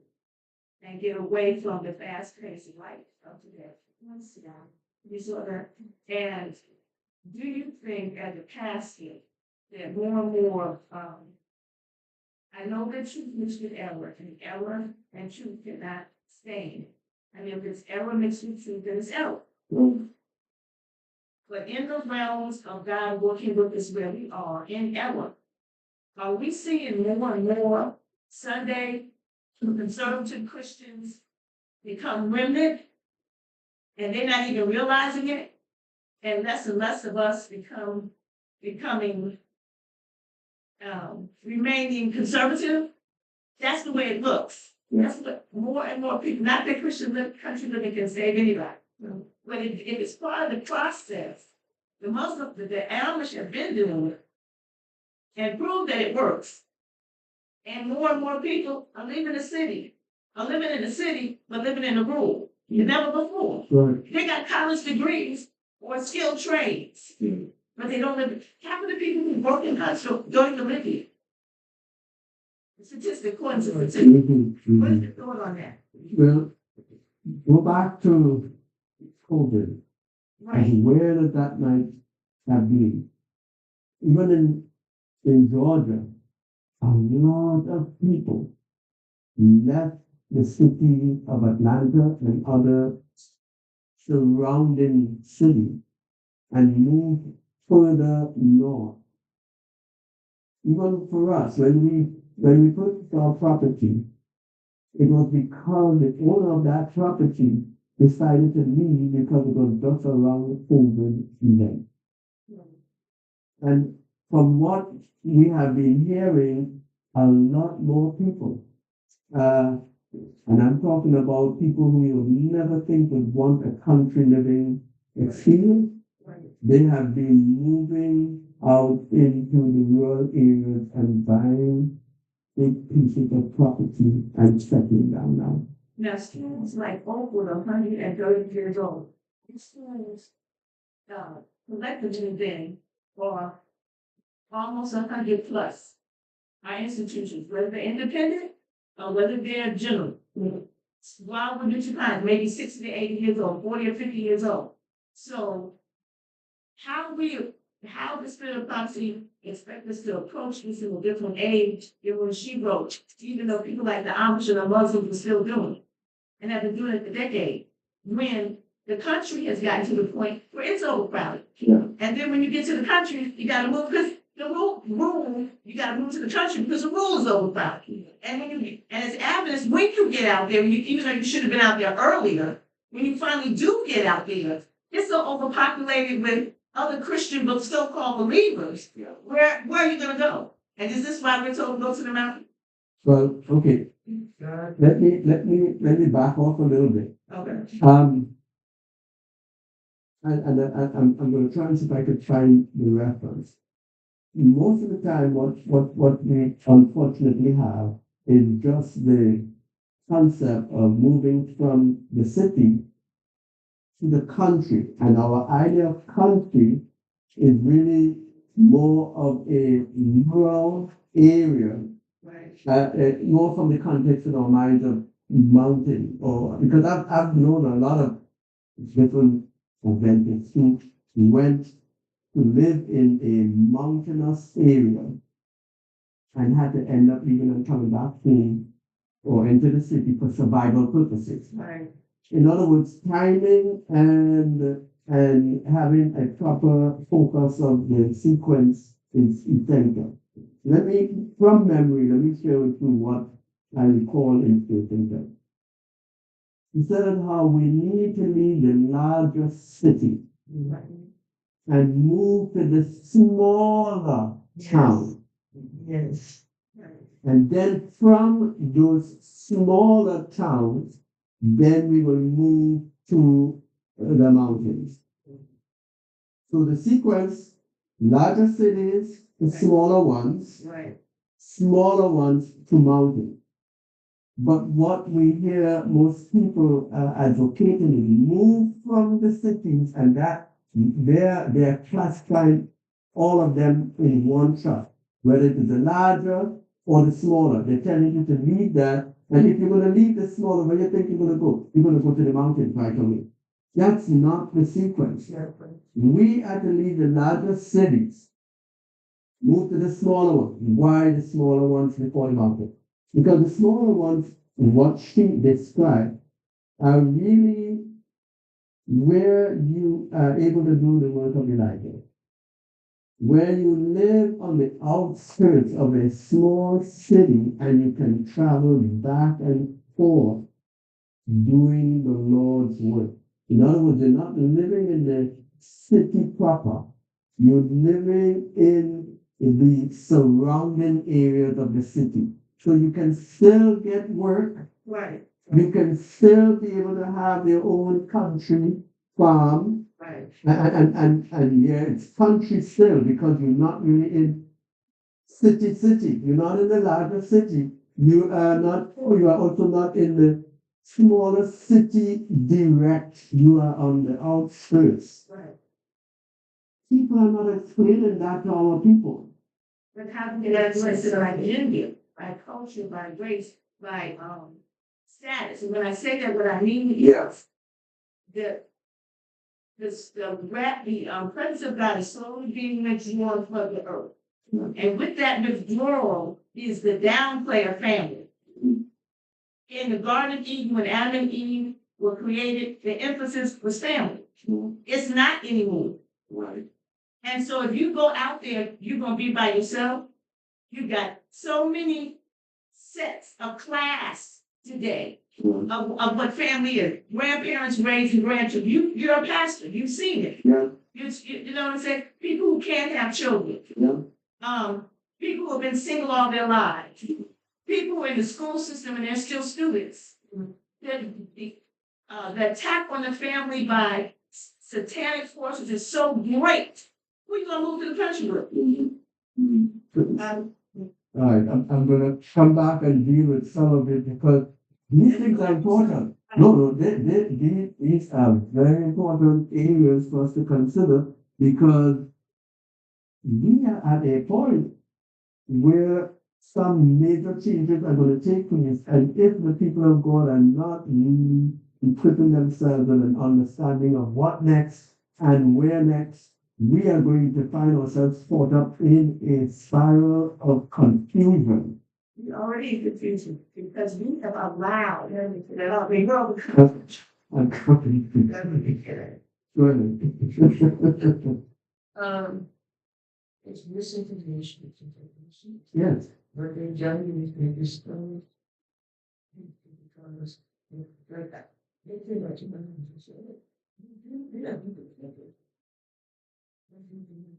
Oh my. For now. Oh my. You hearing that now? They've done it.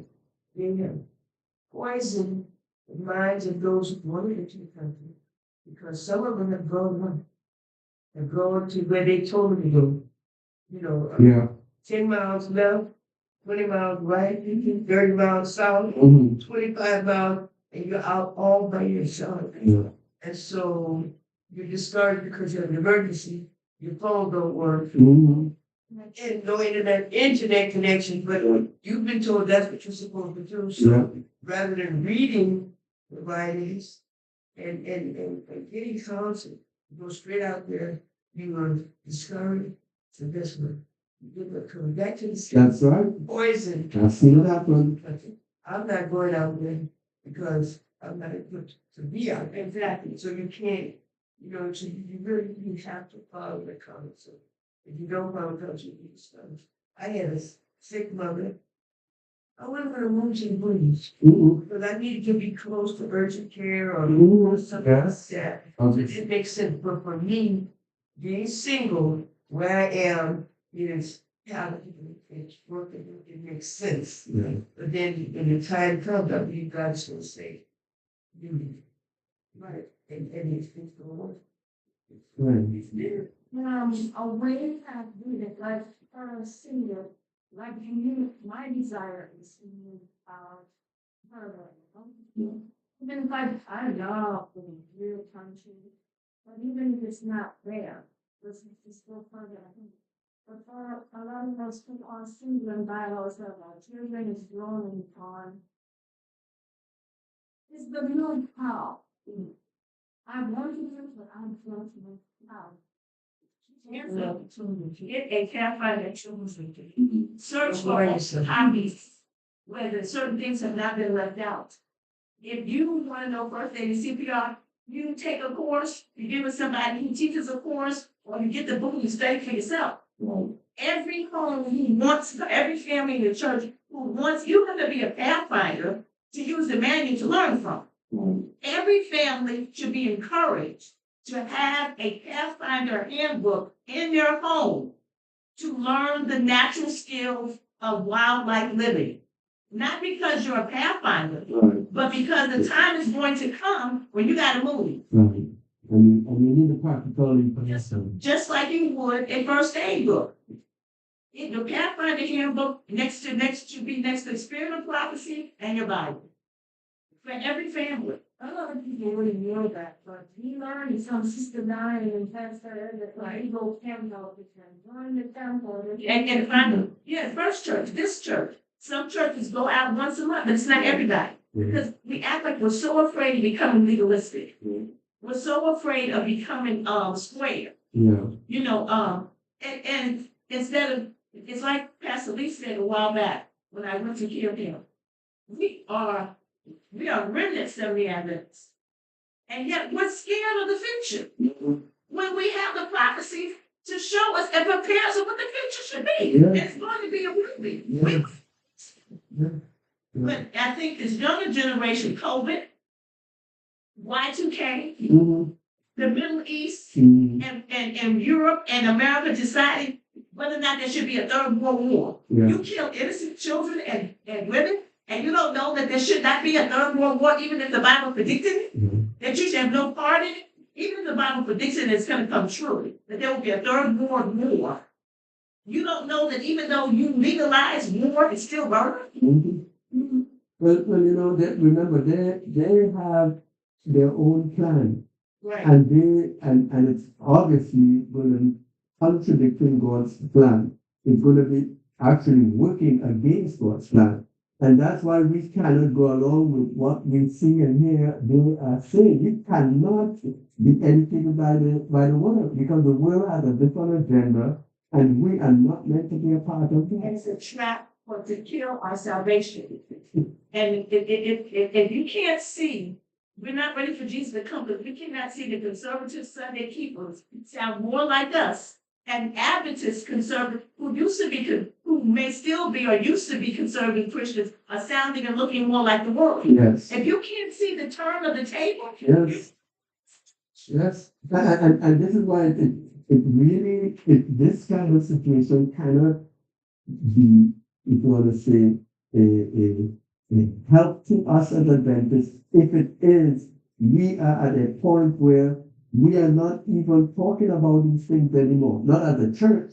As a church, this is independent people talk. But it is part of our message that we at some point in time are going to end up having to preach in the mountains and hills, whether we like it or not. That's part of our future. And unless we believe it, we are not going to prepare for it. unless we believe it. Yeah. What's happened is, if you realize those, when Adventists, so-called conservative Adventists need help, who do they call? The independent. Yeah. And it's like, oh, you want to listen? Now you want to listen? Yeah. And the thing about it is, you know the independent is right because of COVID and Y2K. Yeah. Yeah. And then you want to go to the country, independent, but you got Christian preppers who are already out there knowing prophecies better than you do. Yeah. Beverly, a question over here. I was just gonna say, I know one of the areas that we need to keep in view is that the time of yes,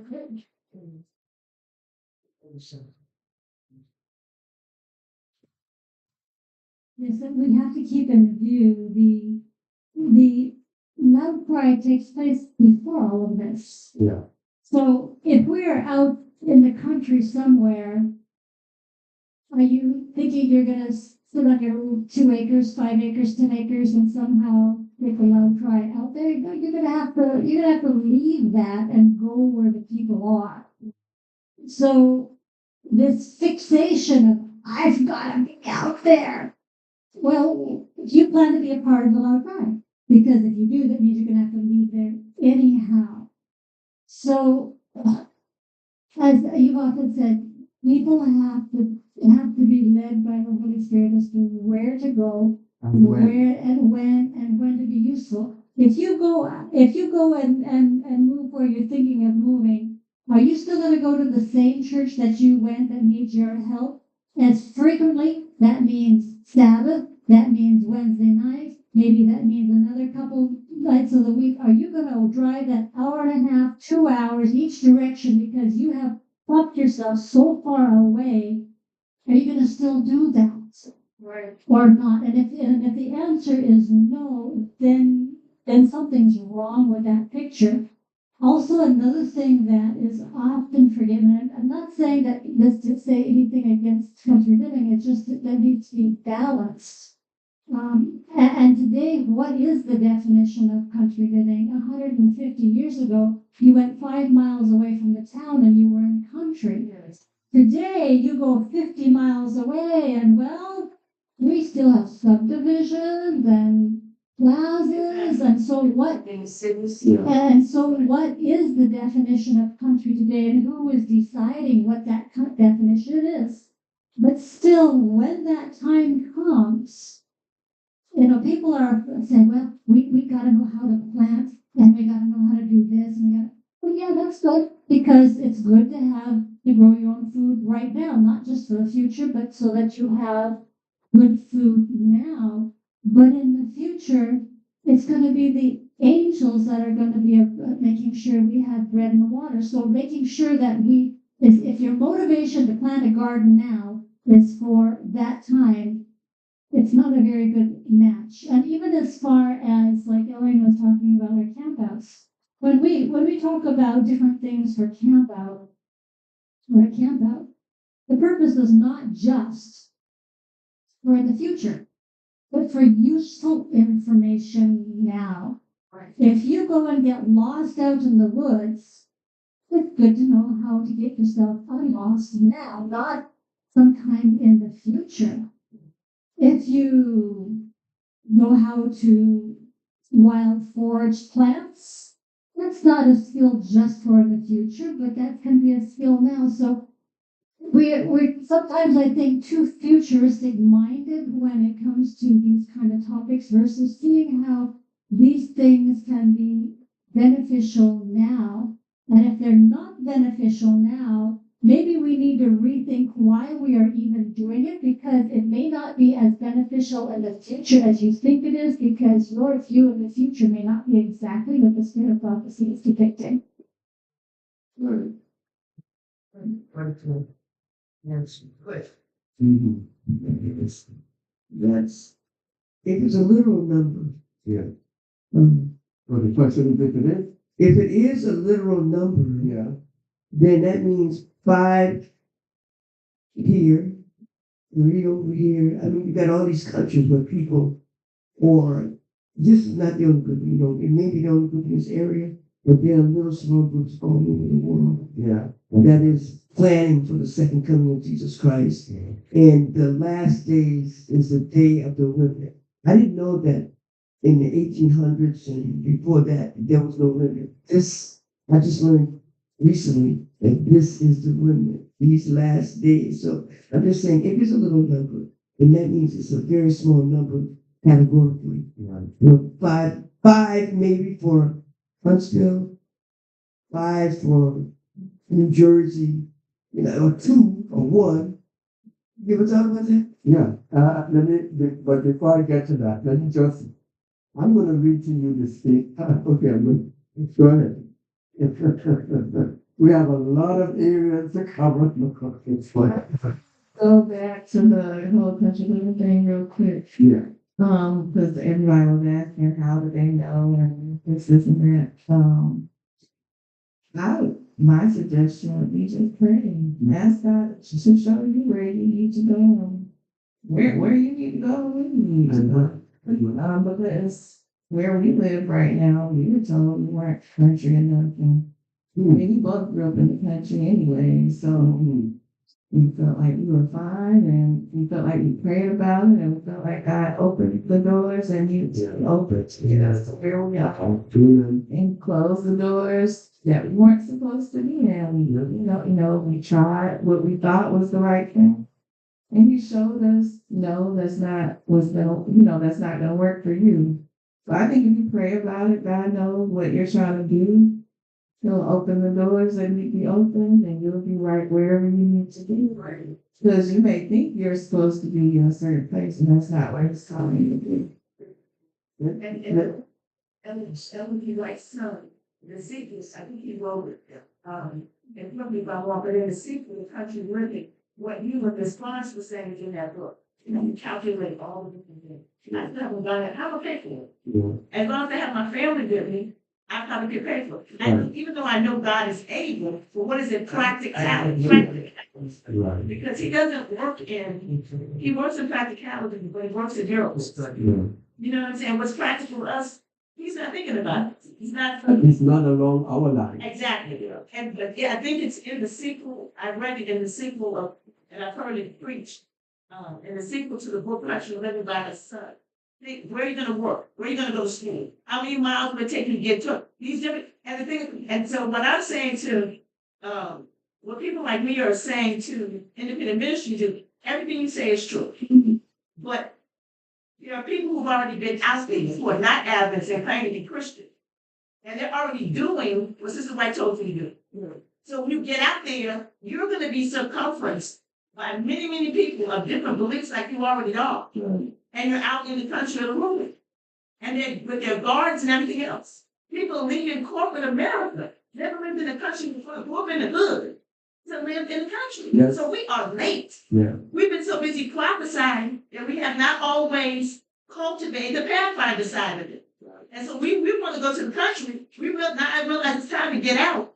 And there are people out there who are 10 times more prepared, maybe not spiritually, but physically and socially than we are. Now I'm gonna pop a little bubble here that I think is important because I think that there's a lot of overexcitement that is leading people to make decisions and draw conclusions that are unnecessary. First and foremost, I want you to follow two scriptures with me in the Bible. Acts chapter 2. Let's go to Acts chapter 2 for a moment. And you know what happened in Acts chapter 2. Acts chapter 2 is the book that brings to view the outpouring of the Holy Spirit. And let's just look at it for a second. Acts chapter 2 and verse 1. And when the day of Pentecost was fully come, they were all with one accord in one place. And suddenly there came a sound from heaven as of a rushing mighty wind, and it filled all the house where they were sitting. And there appeared unto them cloven tongues like as of fire, and it sat upon each of them. And they were all filled with the Holy Ghost and began to speak with other tongues that the Spirit gave them utterance. So here we have Pentecost. Pentecost takes place. God gives the people who were ready, which is the 120 disciples, the Spirit that they need to do what? To go and share the message. If they did not get the Spirit at that point in time, the gospel would have never gone as far and as wide as it did. All the efforts that were made when Christ was alive was very, if you want to say, pointed, because he was seeking to select their people in order to get them ready to receive the Spirit. That was his real aim. Because if you could get a group of people ready and you gave them the Spirit, the rest is history. And it really turned out that way. 3,000 one day, there was an occasion with 5,000 being brought in. And it was just fabulous manifestation of evangelism. Now, 6 chapters later, let's go to Acts chapter 8 and look at this. Verse 1. Acts 8 and verse 1. And Saul was consenting unto his death.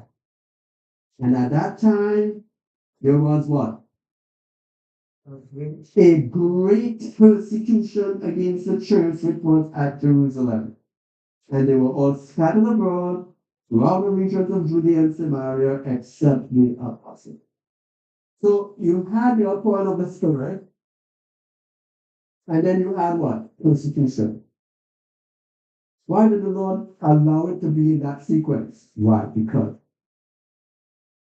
before the persecution came, God made sure that he had the people ready to give the message. They gave the message, and then he allowed what? Persecution to follow. God did that then because that was the most logical and effective way of ensuring that the people will receive the truth before they were killed. Before anything happened to disrupt even the free flow of the message on the part of his children to those who didn't know better. But remember, the emphasis at the beginning was for his church. His people, there were Jews that did not accept the truth that he had brought, and he had to make sure that the message went to all of them as well as Gentiles. So he gave the power, and then the persecution followed. Now you want to tell me God is going to operate differently this time? Stop and think about it. Why did that work? Did that make sense to you? There was a lot of confusion before Pentecost. Yes, there was That's why he gave it. there was confusion before Pentecost because the people were not ready. There were people who needed to be ready. Even the disciples themselves, the core of the 120 were not ready. But he worked on them 40 days. You see that period of time after Christ had resurrected. What is like saying he spent that 40 days with them and those people just changed. Not because they were prepared to change, but because he was now in a position where they were ready to listen to him, because before they were still fighting who will be the greatest amongst them. But now that the master was killed, they were confused, they were troubled, they were not sure where to go from that point. So he allowed them to be taught by him personally in that 40 days. Okay, the bottom line is this. Power comes before persecution. God is not going to let persecution come first and then power after. Because if the persecution came first, a lot of people who could be saved would not be saved. They will be lost. So he brings the power, everybody receives the message, it sinks in, even in the hearts and minds of those who may be killed later on. But they get the message so that they will be able to be saved. Power before persecution. If that worked at that time, it will work again today, and I'm telling you, it is going to happen the same way again in our time. The Lord is not going to allow the death decree for the son-in-law to be passed before he allows his people to get another rid of power so that they could disseminate the message sufficiently so that eventually when the persecution comes, they are going to already have access to the truth so that whoever decides that they're going to accept or reject at that point in time, the Lord is guiltless because he has given them what they needed to be ready for what is coming. So, in light of what you just said, why we have to go through the shaping. Yes. We have, because all those fake adventists or fake believers got to be shaken out to God to have a people that he can purify. I want to prove to you what I said is true. That is going to happen again. Oh. Power before persecution. If what I'm saying is true, however, I want you to start thinking about the reality of it. If God saw, now the Bible says, I am the Lord, I change not. If God saw the first time around that it was essential to provide the power before the persecution, and he doesn't change, then it means it must be the appropriate thing for him to do a second time, or else then his first action wasn't perfect. But if it was perfect, God is not going to change the way in which he goes about it this second time around. I'm going to prove to you that he's going to do it the same way. Listen to this statement from anyone. I'm going to pull it up. I have to pull it up first. I have to come back. All of this I'm going through is going to bring you back to, I want to read the thing about confidence in my wives, but I need to build a little foundation here. What is it that causes, and this is my question to you, what do you think will cause the wicked to become upset or mad with the remnant? Besides the fact that they have they are keeping the Sabbath, the true Sabbath.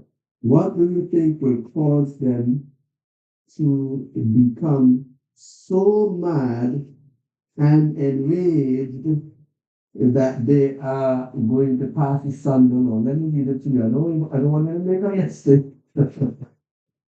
I don't want to make a mistake because we have a tendency, we human beings. Ellen White said, if we say something, we have a hard time putting it back if it's wrong. That's just because of our nature. So I'm going to save you from making a mistake by making sure you get the explanation from inspiration. This is great controversy again, but this time page 607. Great controversy 607. And I want you to listen carefully to this. Now notice what I said. First time around it was power before persecution. And I'm saying the same thing is going to happen again. And this is how Ellen White explains it. He said, as the controversy, and I'm reading paragraph 1, 607 in paragraph 1, as the controversy extends into new fields, and the minds of the people are called to God's downtrodden law, Satan is asserted. The power attending the message will only madden those who oppose it. What's going to get them upset? Power attending the message. Listen what that anger results in. The power attending the message will only madden those who oppose it. The clergy will put forth almost superhuman efforts to shut away the light, lest it should shine upon the flocks. By every means at their command, they will endeavor to suppress the discussion of these vital questions. The church appeals. Listen, the church appeals to the strong arm of civil power, and in this work, Papists and Protestants unite. As the movement for Sunday enforcement becomes more bold and decided, the law will be invoked against commandment keepers. So let's follow the sequence according to inspiration. Power, they get mad and they invoke the Sunday law. What are they invoking? They're invoking, first of all, they have to bring legislation and then a death decree. But notice the sequence. The outpouring of the Holy Spirit. When the Holy Spirit is given to the saint, because notice what she said, the power attending the message. When you read a little earlier on, you see me talking about latter rain. Ellen White is showing that we are going to get a latter rain of power. When we get that latter rain of power, we're going to carry that message to everyone. And then these church and state are going to realize they need to come together to get rid of us. Right. And that's when they're going to pass this Sunday law. But everybody's telling us, I'm sorry, but many of the independent Adventists are telling us the next thing to come is the Sunday law. And inspiration in the Bible is telling us the opposite. What happened in the early Christian church? Power, then persecution. Same thing is going to happen again. God doesn't change. You're going to have power. The message is going to go forward. It's going to get the wicked upset with us, and then persecution comes. So what do you think we should be preparing for? What you're saying is, What do you think we should be preparing for? too much time on singular We're spending too much time. What we should be preparing for is what you told me the church was working on, and what was that? Praying for the latter rain. Praying for the Holy Spirit. Yes. So since we're not on the right accord, was ASI invented to bridge the gap between general lines and independent work? Yes, I believe so. I believe that was one of the mechanisms to try and prevent the flow of funds and support straight to the independent world. It needed to be managed so that, Spiritual. well, no, it's definitely not on the same page. It's not, now it's, if it was done by people who were really seeking to advance the work of God according to God's will, it would be different. Because if we were seeking to advance the work of God at that time, according to His will, Ellen White would not have been rejected. And before, Right. remember, she was shipped off to Australia because she was saying things that was directly contradicting the policies that were being adopted. They had to keep her quiet. Right. So what followed afterwards was not always in keeping with what was in the best interest of God's plan.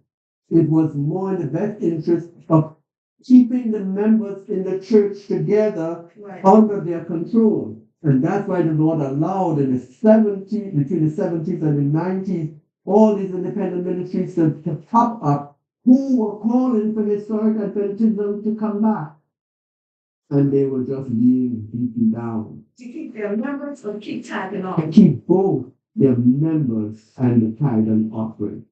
But you see, now it's changing. God is taking this thing is being taken out of their hands.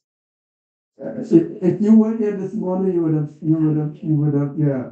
Did you record the message this morning? Please listen to it. There's shaking going on. There is a shaking going on, but the Lord has a plan. And this plan involves a little company that will evolve into the 144,000. And the way they're going to do this work, it's going to be totally outside of conference involvement. It's going to be God and God alone in charge of the people who are totally subservient to Him. So in the law, there is when you have power and you have persecution. Is it true or not that the persecution would allow to further the gospel? Yes. And so what persecution will be allowed for the loud cry? Yes. So that those who were in the other churches, who were in apostasy, but are like country Christian preppers, Yes.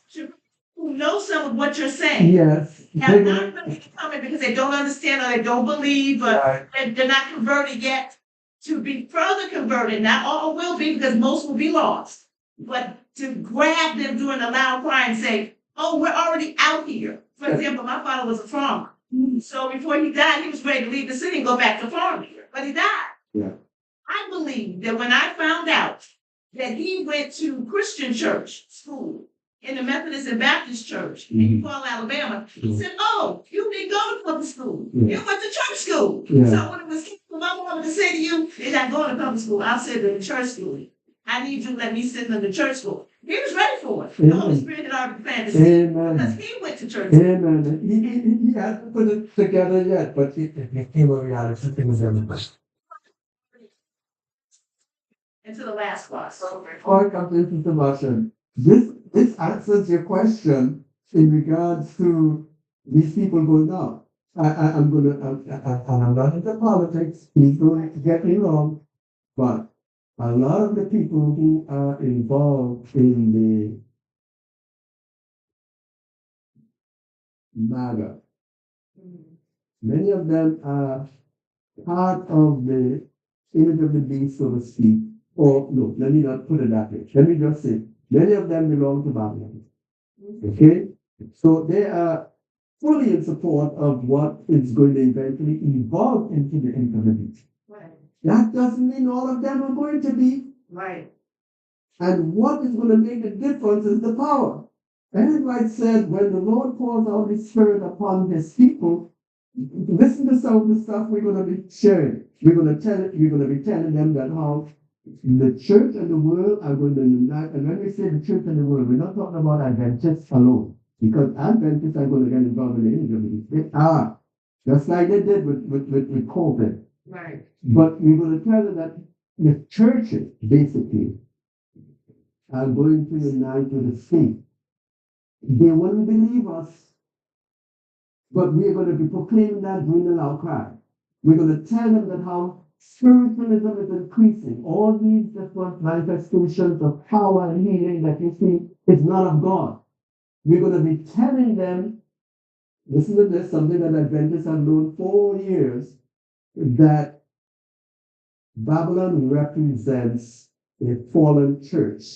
Right, And we're going to tell them who it is. right. Ellen White said, and this is under the Lateran power now, we think we're doing the work right now. What we're doing is joke compared to what we're going to do under the Lateran power.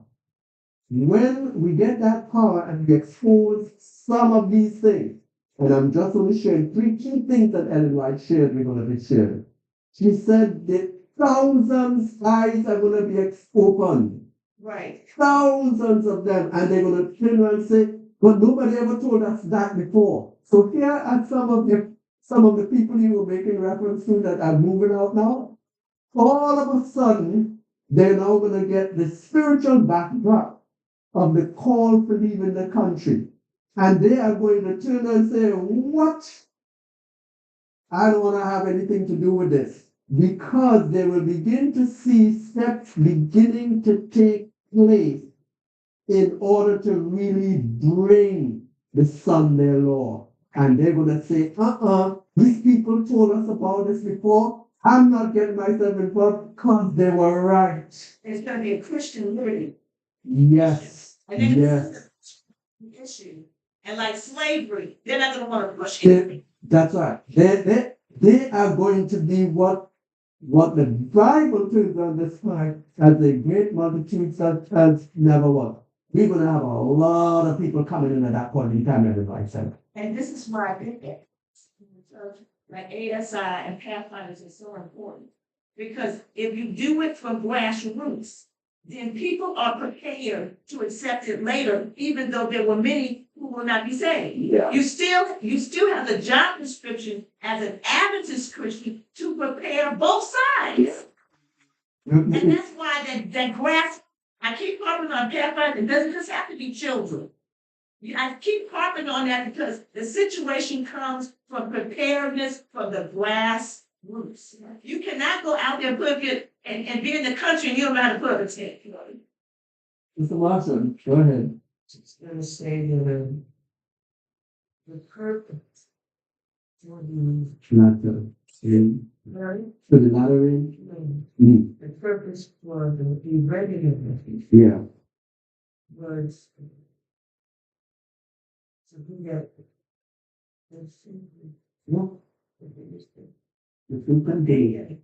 they have done it, they've perverted the purpose. And now the small independent self-supporting groups have now just become militant against the regular ones, and that would never. God did not raise up the independent world to fight Right. the conflict. That was it. But what has happened is there was never a reach out on the part of the conference to enable people to come back with a sense of, okay, we are going to start getting back into the body and spirit of prophecy. That was really the core of the historic Adventist word. When certain people were bringing out concerning where we were straying away from the old paths, it was to encourage the leadership to get back. But the church had already been infiltrated. Right. So there was no way they were coming back. Where we are now, That's why I asked about where is it?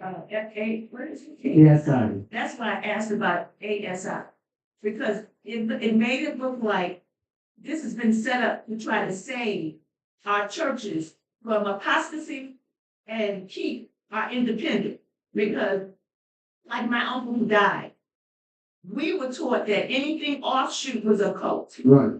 But people who were working for the church or contracted out workers, like my uncle, they would go there for their physicals every year because Adventists have some of the best doctors and hospitals in the world. Mm-hmm. And but yet you're saying it's a cult. But then when you had, like I said, when you have COVID and you have Y2K, and you see And the you politics. And you open your schools to establish conventional medicine as being the And solution. serving unclean meat in your institutions, So- serving meat, period. So let me just make a connection here with you. It started, let me back up. It may have started right because it had right people in the early stages who really wanted to make things work. Right. But over time, the people who took control or responsibility have changed it for a different purpose. And what it is now is a way of phasing out those who are not conference loyal, affiliated members that they get no help whatsoever, even though they're doing best medical missionary work that there can be done. In other words, God has no choice. It's like Michael Jackson, who come in and gotten, Yeah. but you won't recognize it because it's not under the conference. Yeah. But the thing about it is, so that makes it look like independent lines Yeah. were put there by God to finish the work. They are the laymen who may finish the work. Yeah. Because the general lines want to be too much like the world. And in the meantime, they're fighting. And that was not the intention. It appears to me, I could be wrong, but it appears to me that God allowed the independent lines to prove to the general lines that these are the laymen who are going to finish the work. Yes, and Because it's been predicted. and it is going to eventually result in that because it's not gonna finish under the auspices of the present. Keep from being frustrated. That's exactly right. Watch the Middle East and COVID. Yeah. People died in the city that they had known about hot lemon juice or cold lemon juice in the morning on an empty stomach may not have died of COVID. Right. But they were in the city and could not get medical help. Right. That's genocide. Yeah. Because who are the most people that live in the inner city? The poor Yeah. and the homeless. Yep. Yeah. So let's get back on track here now. So now that we went off track, but we needed to get some little fringes taken care of. Always remember, because most Adventists they're not reading the spirit of prophecy, and they're not reading it with the intention of understanding what God's explanation of the end time events is. They're trying to read their Bible and interpret it for themselves. And that's not our work. Our work is to get our explanations from the prophets. Surely the Lord God will do nothing but he reveal the secret of their souls. But let's go to them and get our explanations instead of our trying to explain it for ourselves. Ellen White has clearly shown us that the same thing that happened in the early Christian church is going to repeat itself. The power is going to be given, it's going to get the enemies mad, and as a result of their anger, they're going to go to the state and say, look, we need to stop these people because they're spreading this message too far and wide. That's what happened that caused what the Bible refers to in Acts 8, a great persecution. Because the power had such a tremendous effect upon the inhabitants of that day that the authorities said, we got to stop them. And that is what is going to happen again today. Where does the sequence? Where in the sequence to the last phrase? Is the last phrase. Seven last phrase. Okay, well, that's going to come a little later on because after we spread the message and they start to fight us, that's when the Lord is going to close probation for those who refuse the message and are going after his children, and he's going to start to deal with them with him. So let us just consider something. We want to take a look now at the concept of the country living. So we went all the way there to come back to where we started. I'm going to read it for you. Because we need to ask that. And like you said, we needed an explanation to the power and the sequence of persecution, like you asked me, when did the plagues fall? Yes. Because what is happening is like I said, like we said earlier, we're fighting one another. Yeah. And one of the reasons why we can't finish the work as collectively as we could is because we're fighting against each other. And In the meantime, and so Satan is using this fight between the general lines and independent lines to seek, not secretly, but deceptively come into church. And it's not just in the Adventist church. It's in sheep of other fold as well. Because he don't want none of us to be saved. And Charlie Kirk is our example of how it's going to be. We didn't wake, Adventists didn't even wake up until he was assassinated. He was killed. And you were been told this. You were been told that this would happen. But we're not listening because we're caught up in being the remnant, being special, being chosen, getting our degrees, caught just like everybody else, called home and raising the children in survival. We're caught up in survival. But we spend so much time on prophecy and not enough time on prophecy and the study of Mother Nature, which is pathfinding or whatever, putting the two together, like Independent Lines has done, that we just lost our purpose. And one thing that I think is important for us, because what we do here is all about even at home, and that is it. We need to get back a sense of awareness of the value of the spirit of prophecy. Because I'm telling you, brethren, as I used the phrase this morning in the sermon, inspiration, explanation. We've got to get our explanation from the writings of inspiration. We have been listening to people who have been trying to unravel to us what they believe is the right sequence, what they believe is next, what they believe we need to be doing. So they're telling everybody, flee to the countryside now. And I'm saying to you, that whole thing with the mountain, into the mountains, to do that, to just believe, we don't flee to the mountains until after we get that far. What we need to be doing right now is fleeing to the country so we could get settled in a location where we would be able to be when the power comes, so we could minister unto the people without having to drive 5 hours to get to them. So, where do we go? Let me read it, because this is what I wanted to get to from the beginning. Listen to the record. This is volume 5 of the testimony, and I'm reading from page 464. It is no time now for God's people to be fixing their affections or laying up their treasure in the world. The time is not far distant when, like the early disciples, we shall be forced to seek a refuge in desolate and solitary places. As the siege of Jerusalem by the Roman armies was a signal for flight to the Judean Christians, so the assumption of power on the part of our nation in the decree enforcing the papal Sabbath will be a warning to us. So everyone is telling us that how the fleeing to the mountains does not take place until that Sunday law comes, and we just studied the sequence and we saw power, persecution, then we flee to the mountains. Right. But prior to that, listen to what happens prior to that.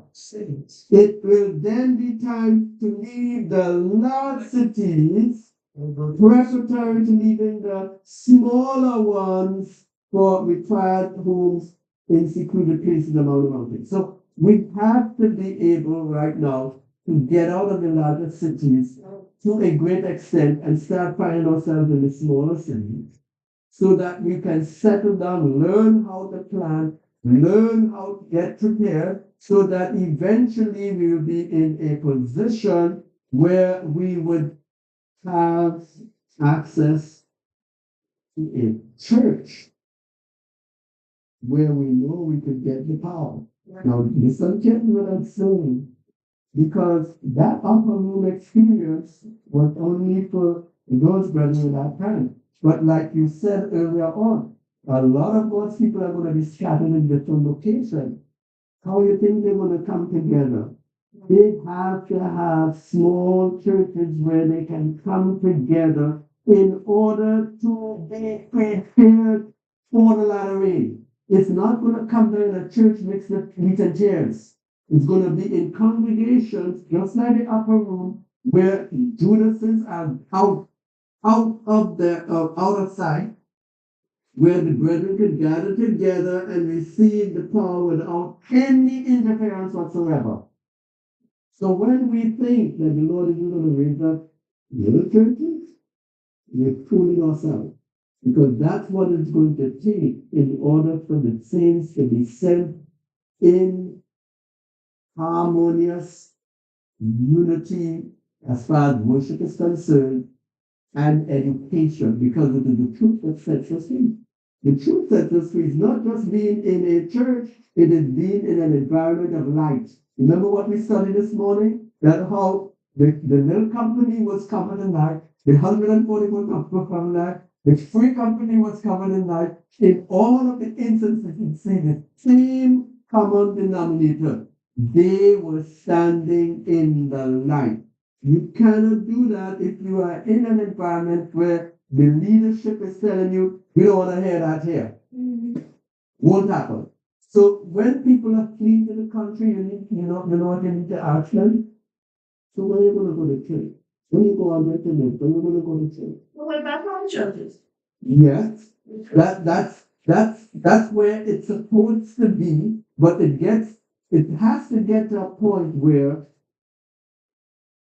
the very same home churches, because those 120 came from different places, and they united in that one place in order to receive the latter rain.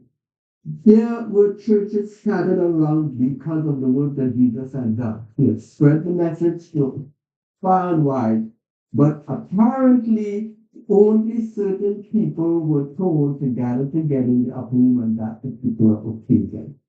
And those were the people who were selected by Christ to lead the church from that point onward. Same thing is going to happen today. God doesn't change. So when we think that there's no need for these little churches, yeah, it's going to start. In many instances, people do not have even the funds to say they're gonna have a place of worship. So it's going to start with home churches, but there are also going to be places of worship where they can gather together as a people to study and receive the outpouring of the Holy Spirit. So, sister, don't get rid of this church. It's here for a purpose. Right. And the reason why you have open door membership is because the Lord has to bring some to educate. So and if they don't qualify, then they have provided something or a piece of information that you needed before He sent them out. Because there's a point in time when some are going to come in that was specifically sent to stay so that they could receive the Spirit of God. This little church is needed for those who will come out for either election. Yes. Or what do you call it? Yeah, right. Or from ignorance of any kind of biblical. But this everything you're saying, I heard growing up, and now it makes sense. Yeah. Because of the events that people like the Amish have survived. And yet they're living in error. And you can't, and we act like we can't see it. But you know what holds them together? They have fellowship. Unity. Church is, people don't understand the value of church yet. But that just helped a lot of people doing something. Right. And that's what people say to me. Why do you still come? I say, looking for Jesus. If you have all these complaints, if you don't like what's going on in the church, why do you still come and say, looking for Jesus? Because Jesus is the church. That's right. Because I want to be obedient. He said, come anyway. They persecuted him, but it didn't stop him from going to church. The light is what It's that the light yes, that toward was crucifixion. is what tells you where Jesus is. Right. You have to follow the light. The 144,000 follow the Lamb with a certain good. How are they going to know where the Lamb is good? The light. Jesus is the light. I am the way, the truth, and the light. And we therefore have to be able to follow the light, because the light itself is what enables us to be in it, to be blessed to live in the presence of even that light. You have to know where the light is in order to know where Christ is. He's the light of the world. Don't get off the ship. Well, Like it's gonna fall. General line, live independent life. They all may look like they're gonna fall. A whole lot of people are not gonna be saved.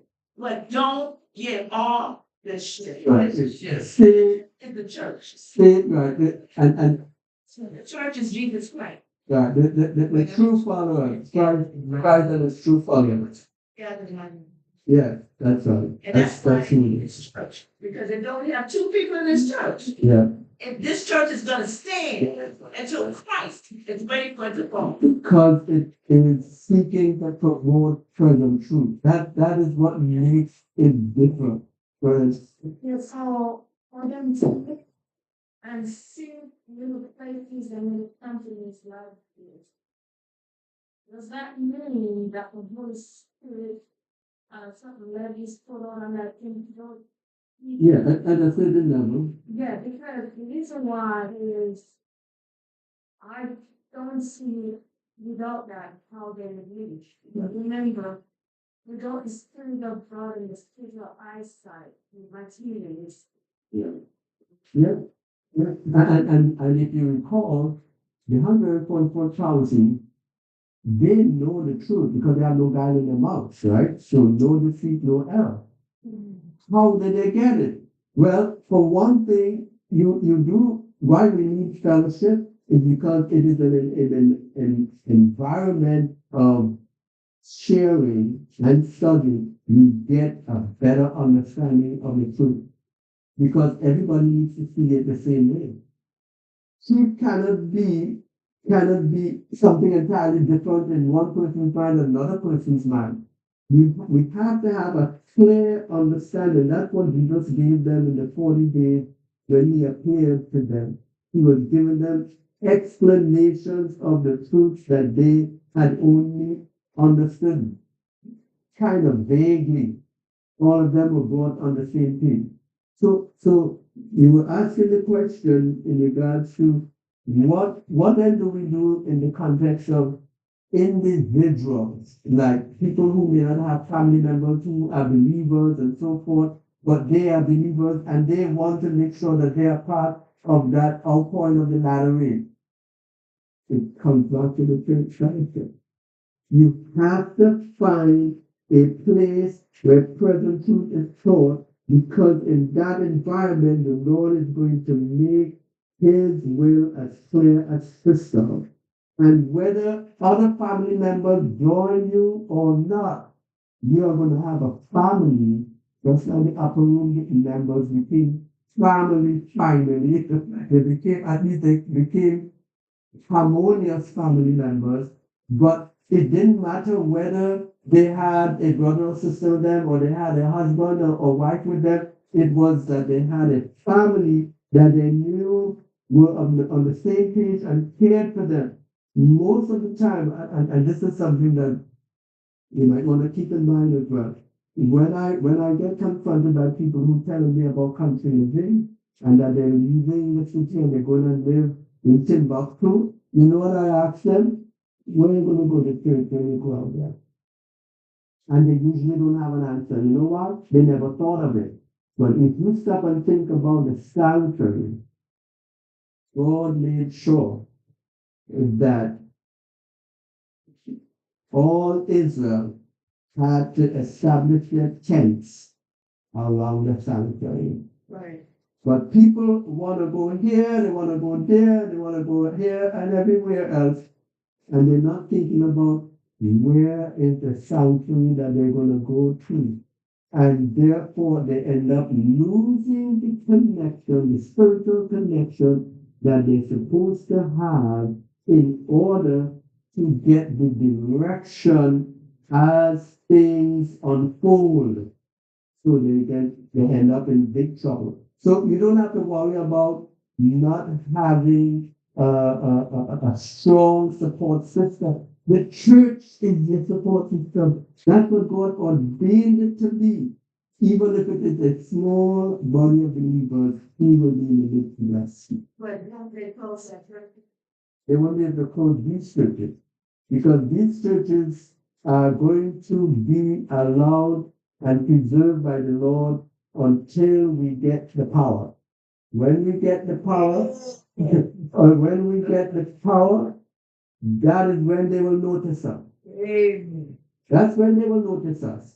Right now, we are not on their radar because what has to happen is a total shift has to take place with the conference churches.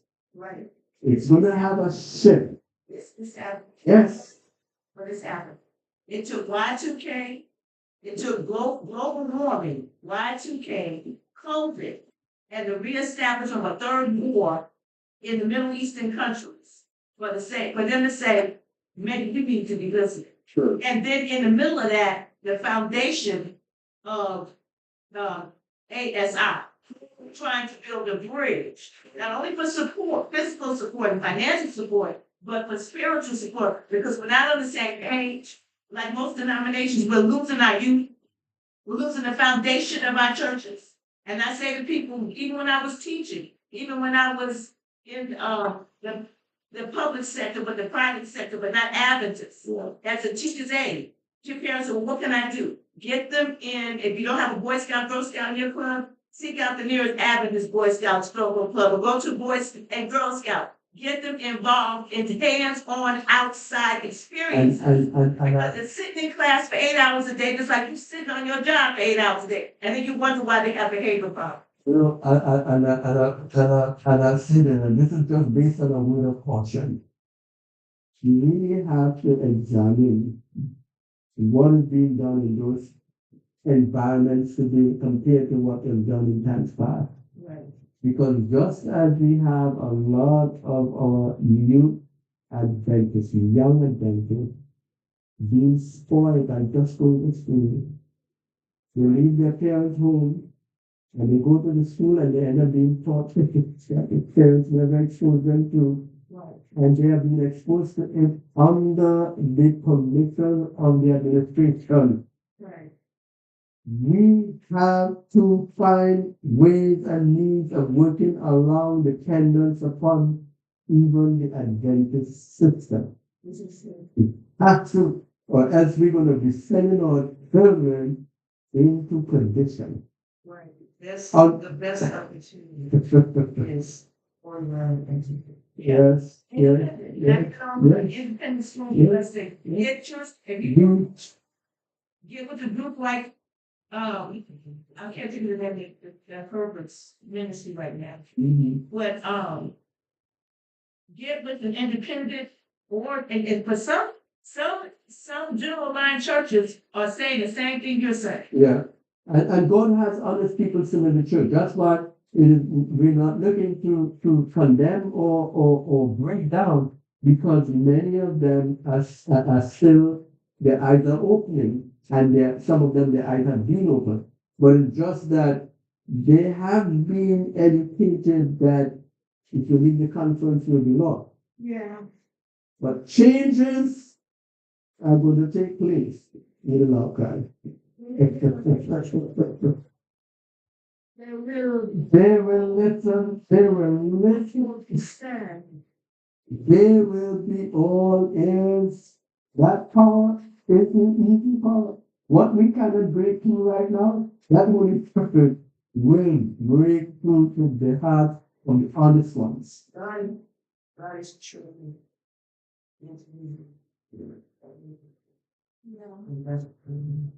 Even some of them were sitting in Catholic churches. Some of them were sitting in Catholic churches. Some were sitting in the church. You recognize yourself. Yeah. And you know that what they experience is that it's not a lot of it's not very true so-called. Because that's what they call themselves. Yeah. Because when you're present truth, you are a church learning to know. Yeah, and it emanates from the light of the Bible and the Spirit of prophecy. If the Bible and the Spirit of prophecy is not essential source of education, you are not in the present picture. I'm sorry. But does she not say that if we stayed our bodies the way we should, we would need her? Yes. But the problem is our spiritual experience would be that we would not speak contrary to her. If we were studying from the Bible, we would be saying the same thing that is said in the spirit of prophecy. Right. So the Lord in His mercy has given us the privilege of having the spirit of prophecy now to be able to check those who say they're studying the Bible. But even Sunday churches, they're beginning to publish, print, and preach home churches. Look at that. And how to conduct them. Look at that. Look at that. We have to be careful not to be deceived. Yeah. It's we're living in a very serious time because even the people of God are deceived by a lot of stuff that we shouldn't be deceived about because we've had the light shining upon us for a long, long time. And it's like I have a difficult time grasping how it is people who have a choice between a church that is providing Bible and spirit of prophecy and another church that is providing just the Bible and human interpretation or entertainment and new truths, to go to the one that is not promoting Bible spirit of prophecy because it's bigger and it provides more privileges, opportunities, and whatever that I cannot understand how people could make such a choice and expect Jesus to say in the end, well done, thou good and faithful servant. When we still are walking in flesh, it seems things to our temporal state of mind. Yeah. And that's why I asked the question, if you think there's going to be a level of carrying on of authority on the individuals out there for them to see that they need to seek their confidence. Yes. There'll be a measure. It wouldn't be as much as the lottery, but there'll be a measure to enable them to have their eyes open. Right. So they can grasp the present truth that is going to be proclaimed in the latter age. And it's something already it's all along. Yes. What they don't no longer believe. Yeah. Or they knew it, but they're afraid to leave. Yeah. If they're not living up to the light that they had, then what they're doing is burying it, and that is chasing. I have found since I've been an adult in the church, that those that were considered a cult or offshoots that are not considered that anymore, but independent ministry. Now they're calling some of them independent ministries. There were officers of the church that were supporting independent ministries from their start, but would not leave general lines. That means they knew. That means they knew. And you can find their names in the historical archives of those independent ministries. And say, wait a minute, these are conference officials. All along, some of them have been supporting independent ministries, afraid to lose either one. Because at that time,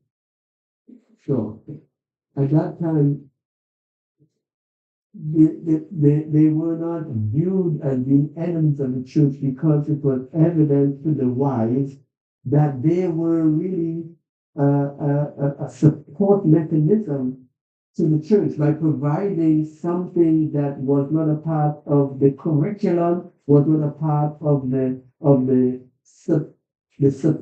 church supported program. But they saw from their reading of the writings that what these brethren were doing was right. And you know how it convinced me?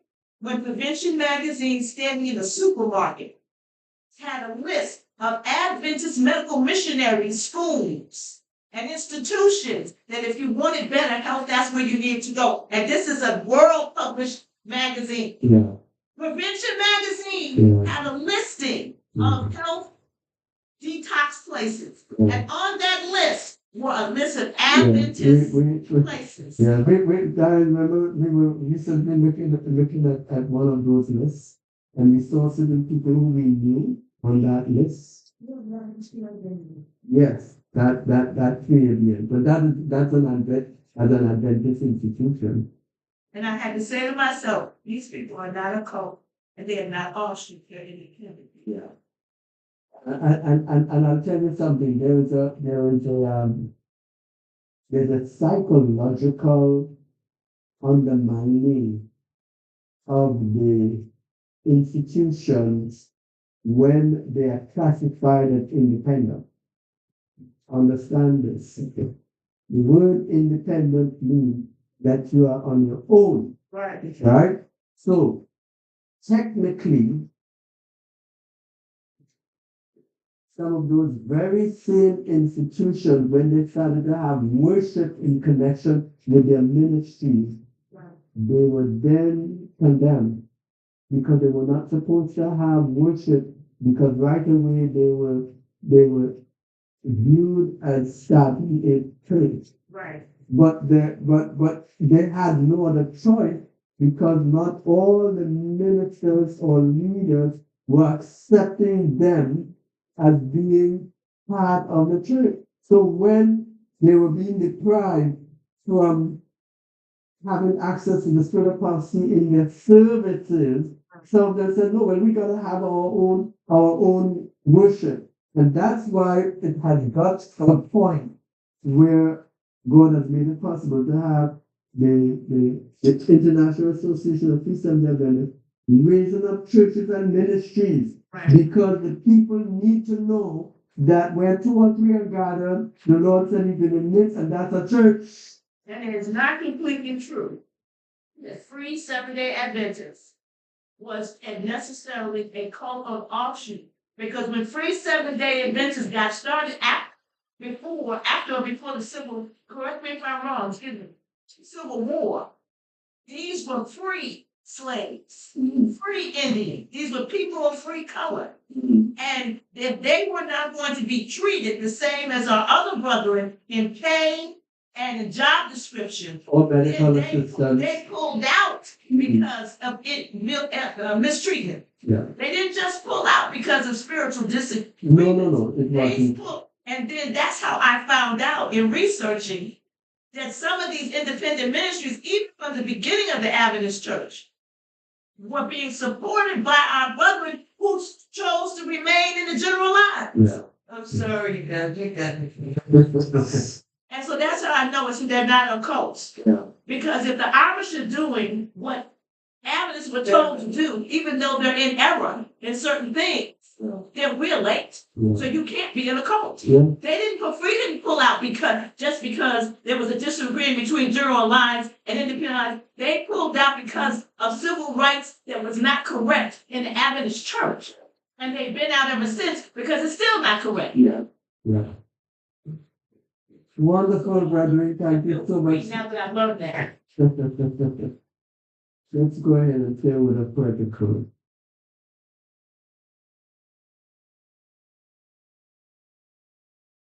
Dearest Father and our God, we are truly thankful for your mercies and your forever.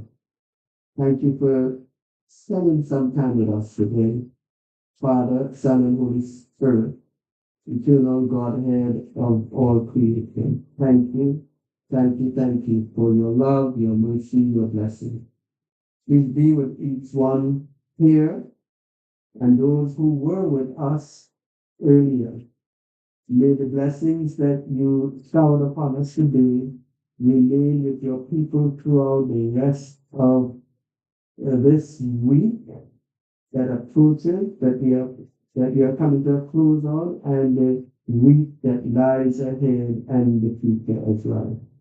May we be able to cherish the fruits that we have laid in our heart, and may we go forward and prepare ourselves to be a part of your little company standing in the light, your 144,000, your free company that you intend to glorify with your light of present truth, wherein they can light up this world with the knowledge of the third angel, the three angels' messages before persecution comes.